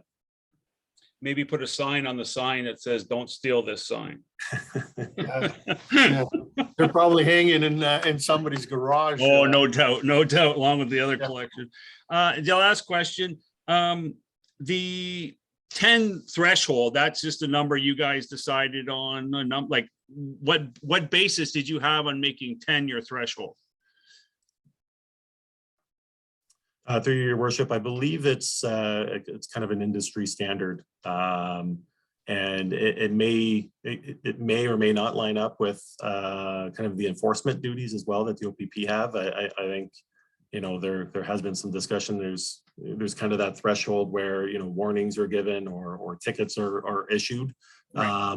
But I think an easy line in the sand is 10 kilometers an hour over for the 85th percentile, and then that's kind of a red flag or a trigger to say, okay, perhaps we should be looking at this a little bit more, or, enhancing the enforcement, or perhaps doing some other means, whether it's signage or traffic calming or Education is a part yeah. we could do too, through the town, is maybe do some education side with the OPP. And I think 10 is a good number with our 40, 50 and 60 km/h areas. I think that is a good number for as a threshold. So I wasn't questioning, just asking. So thank you very much. Deputy Mayor? Thank you, Mayor. Yeah, just regarding the report, it seems every year we have the same discussion, and speeding continues in our town. And I think our mayor hit it on the nose when he said photo radar. And I know it's expensive, but I think we need to change the way we police sometimes and use technology. And it may be an expensive venture, but when we talk about the 10 threshold, if you ever travel to Alberta and went to Calgary, they have photo radar throughout. And you go 2 kilometers over, you get a speeding ticket. And when I was driving in Calgary, it was peaceful. There was no rush. I was going maybe 5 over because I'm used to the 10 threshold, and I was speeding.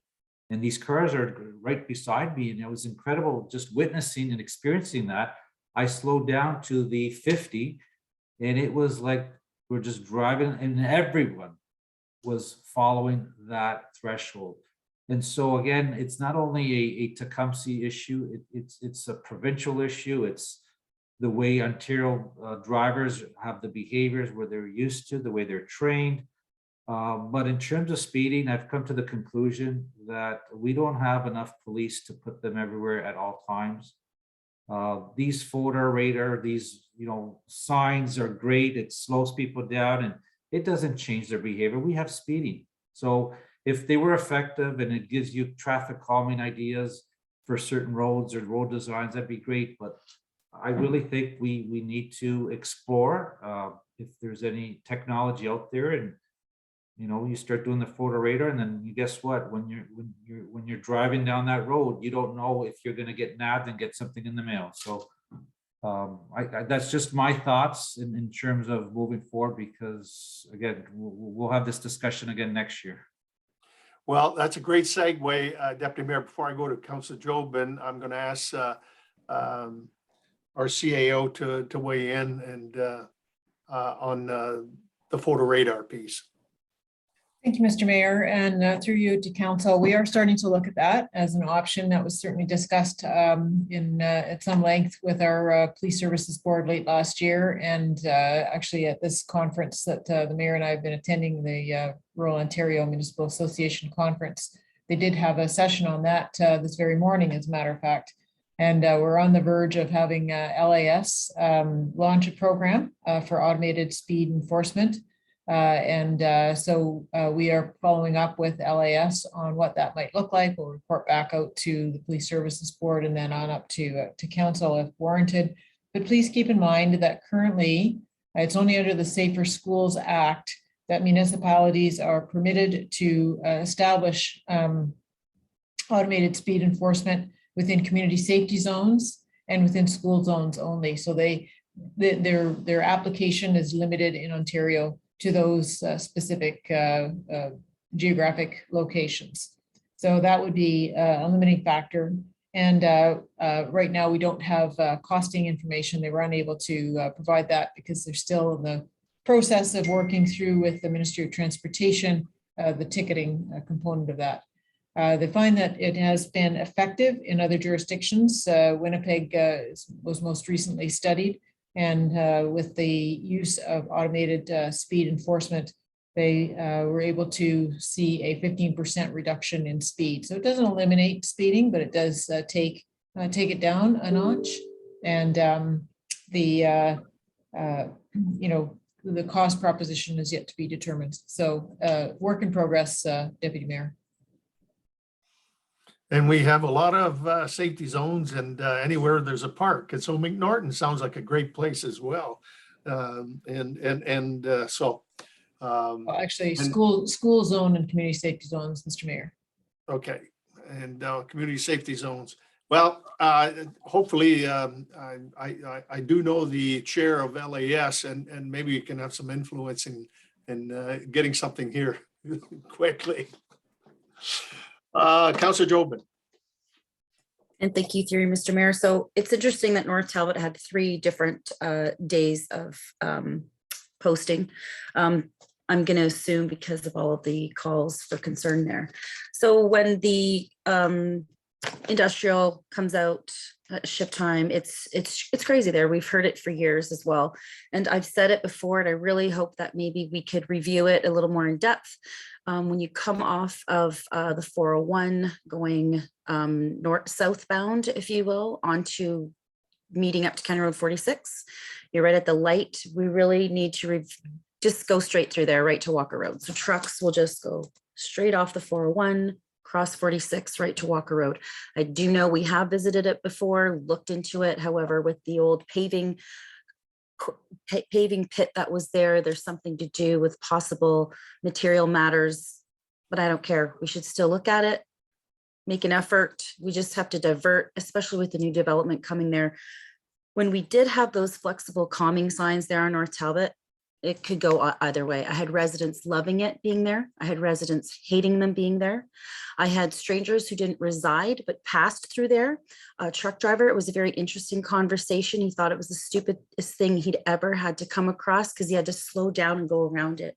And I laughed rudely, and I don't care that I laughed rudely at him because I explained that was the absolute principle of it. He was flying through a residential, small, narrow road that children walk to a park. So I was not upset that he was offended that it was there, or even that I laughed at him. But you just don't know how you're going to receive when you do things like this, you know. But it was interesting to say the least. So I do appreciate all the efforts being made throughout the municipality on this, because it's everywhere. My own road last week, OPP, we got the notification.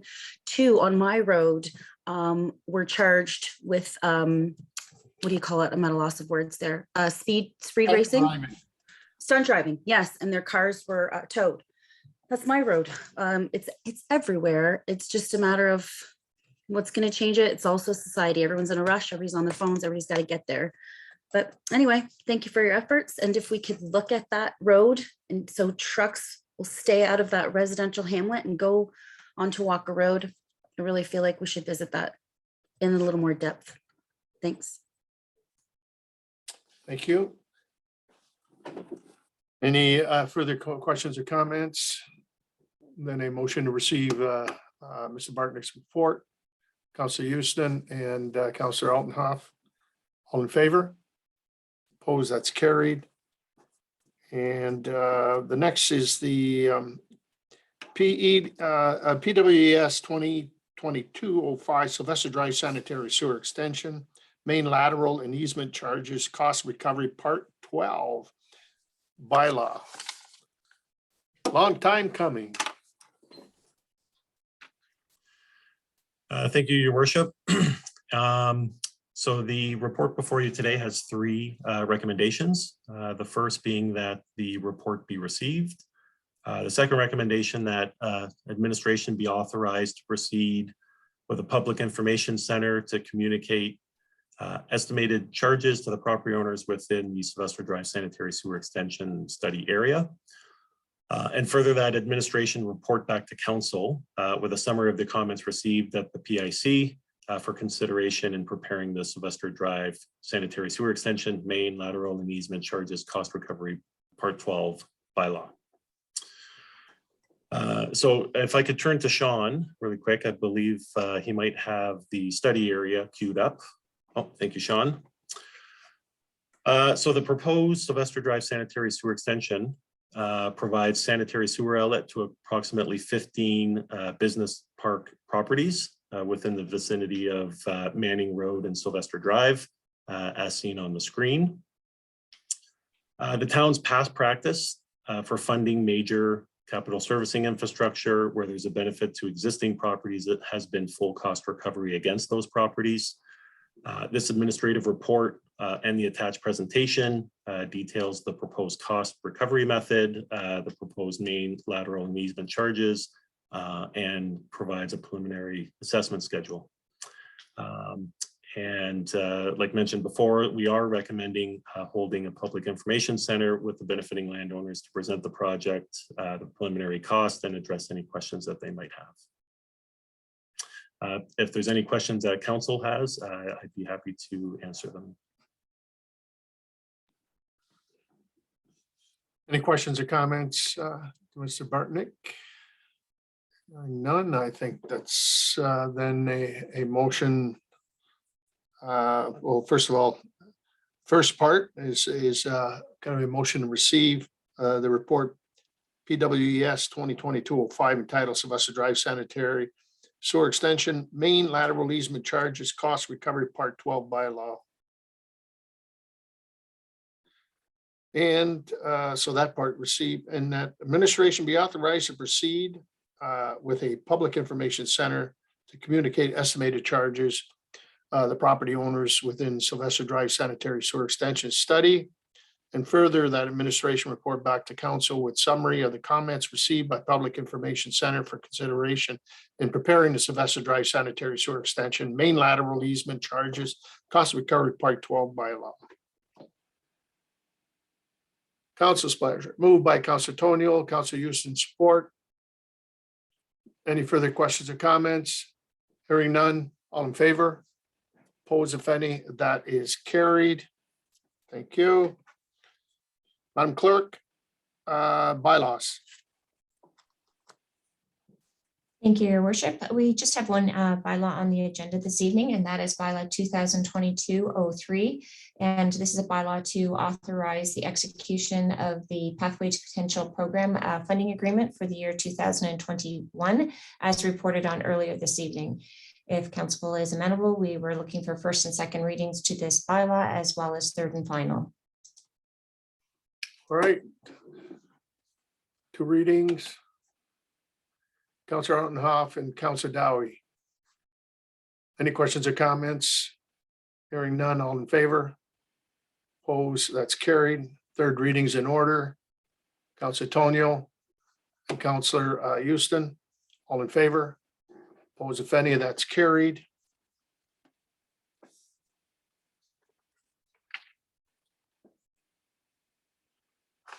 And unfinished business. Unfinished business. New business. Oh, Mayor, I had unfinished business. Oh, sorry. Unfinished business. Yes, go ahead, Councilor Dowie. Thank you, Your Worship. And this is probably best directed to our Mr. Anthony. As with respect to actually the oldest item that we've got, the CATA library renovations. And so now that we're in the 2022 budget year, wondering if a timeline has been established at this point for when the consultations will occur. I know we had the grandstand consultations last year, and so I'm hoping this could be turned around in the same amount of time.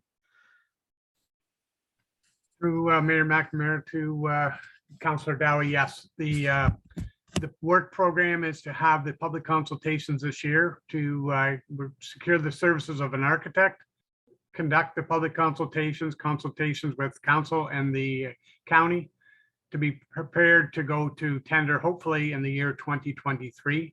We just did some remedial work. We found some leakage issues, and the last part of the year, our new facilities manager took care of that. And he is now, one of his work programs is to commence that project. Okay, thank you. All right, thank you.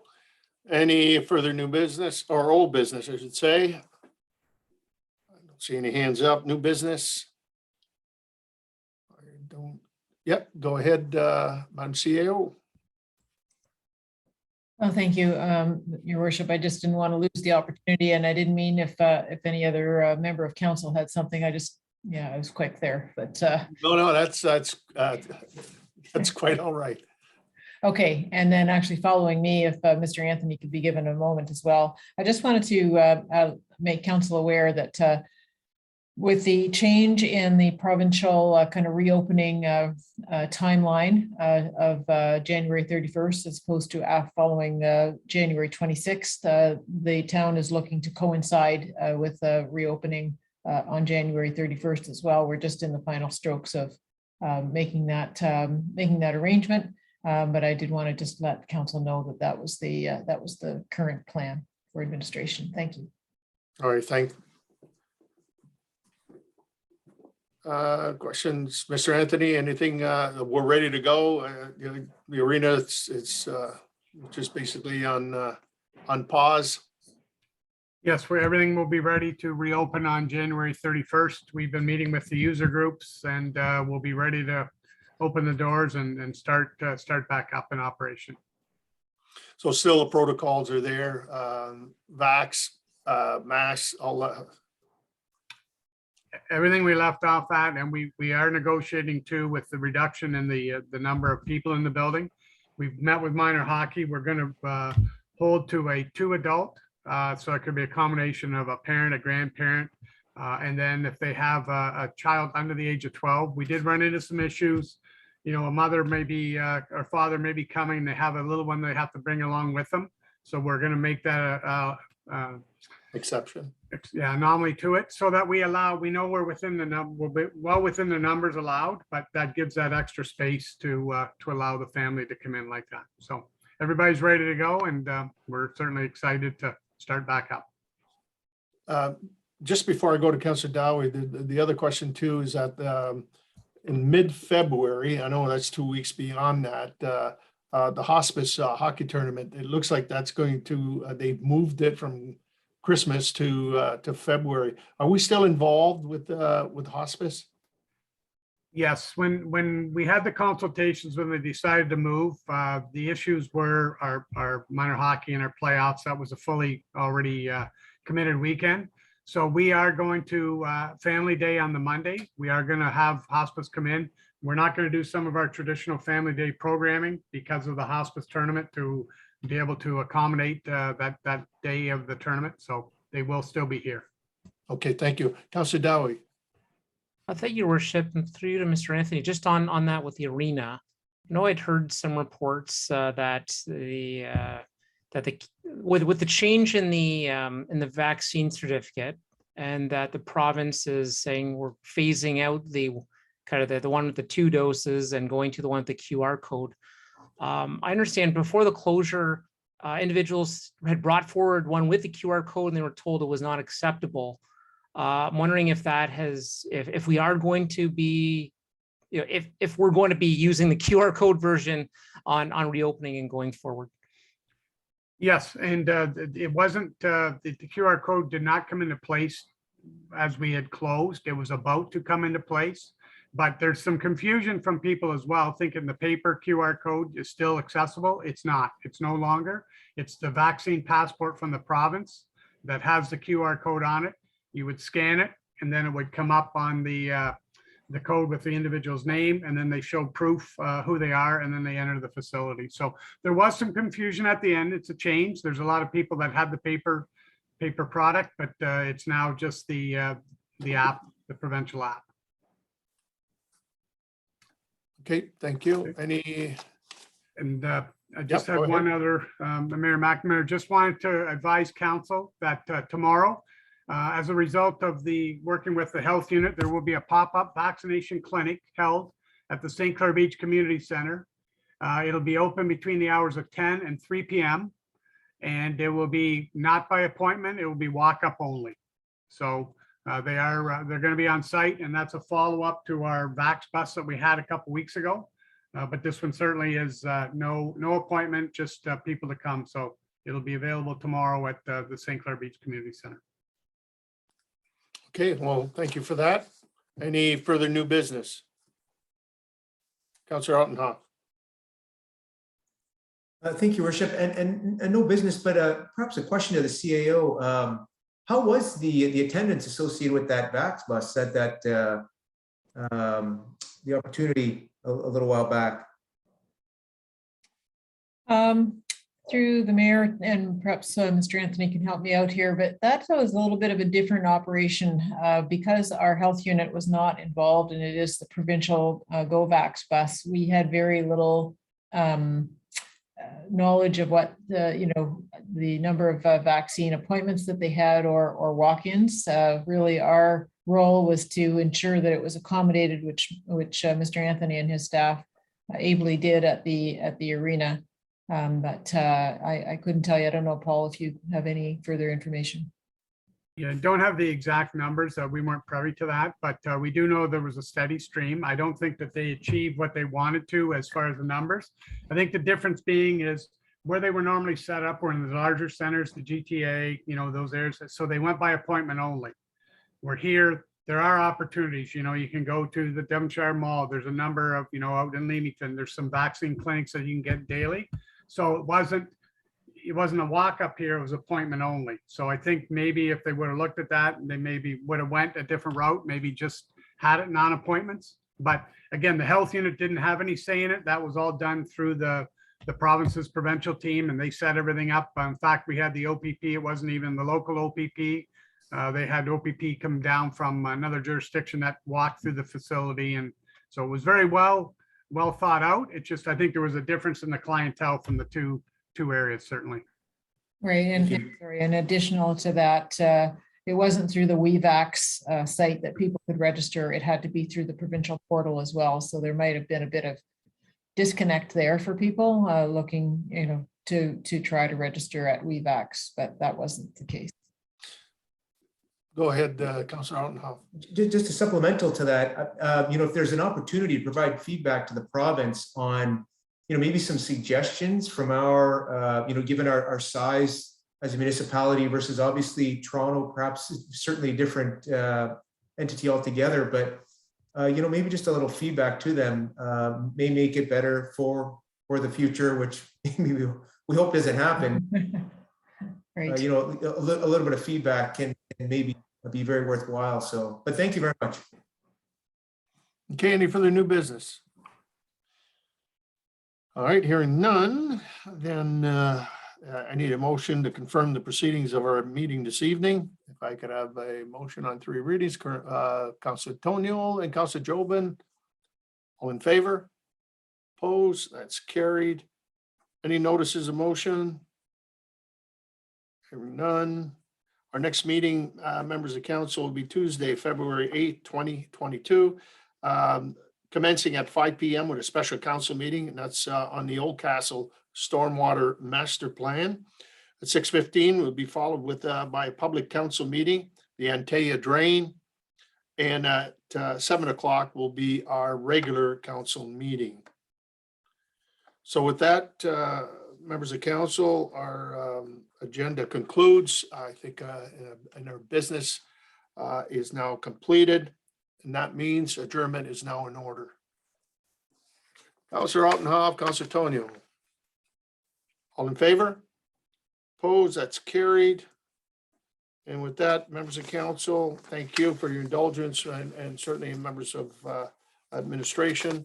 And for those who are streaming from the comforts of home, thank you for sharing your time with us this evening. So we wish you well, stay safe, and until we meet again. I bid you good night.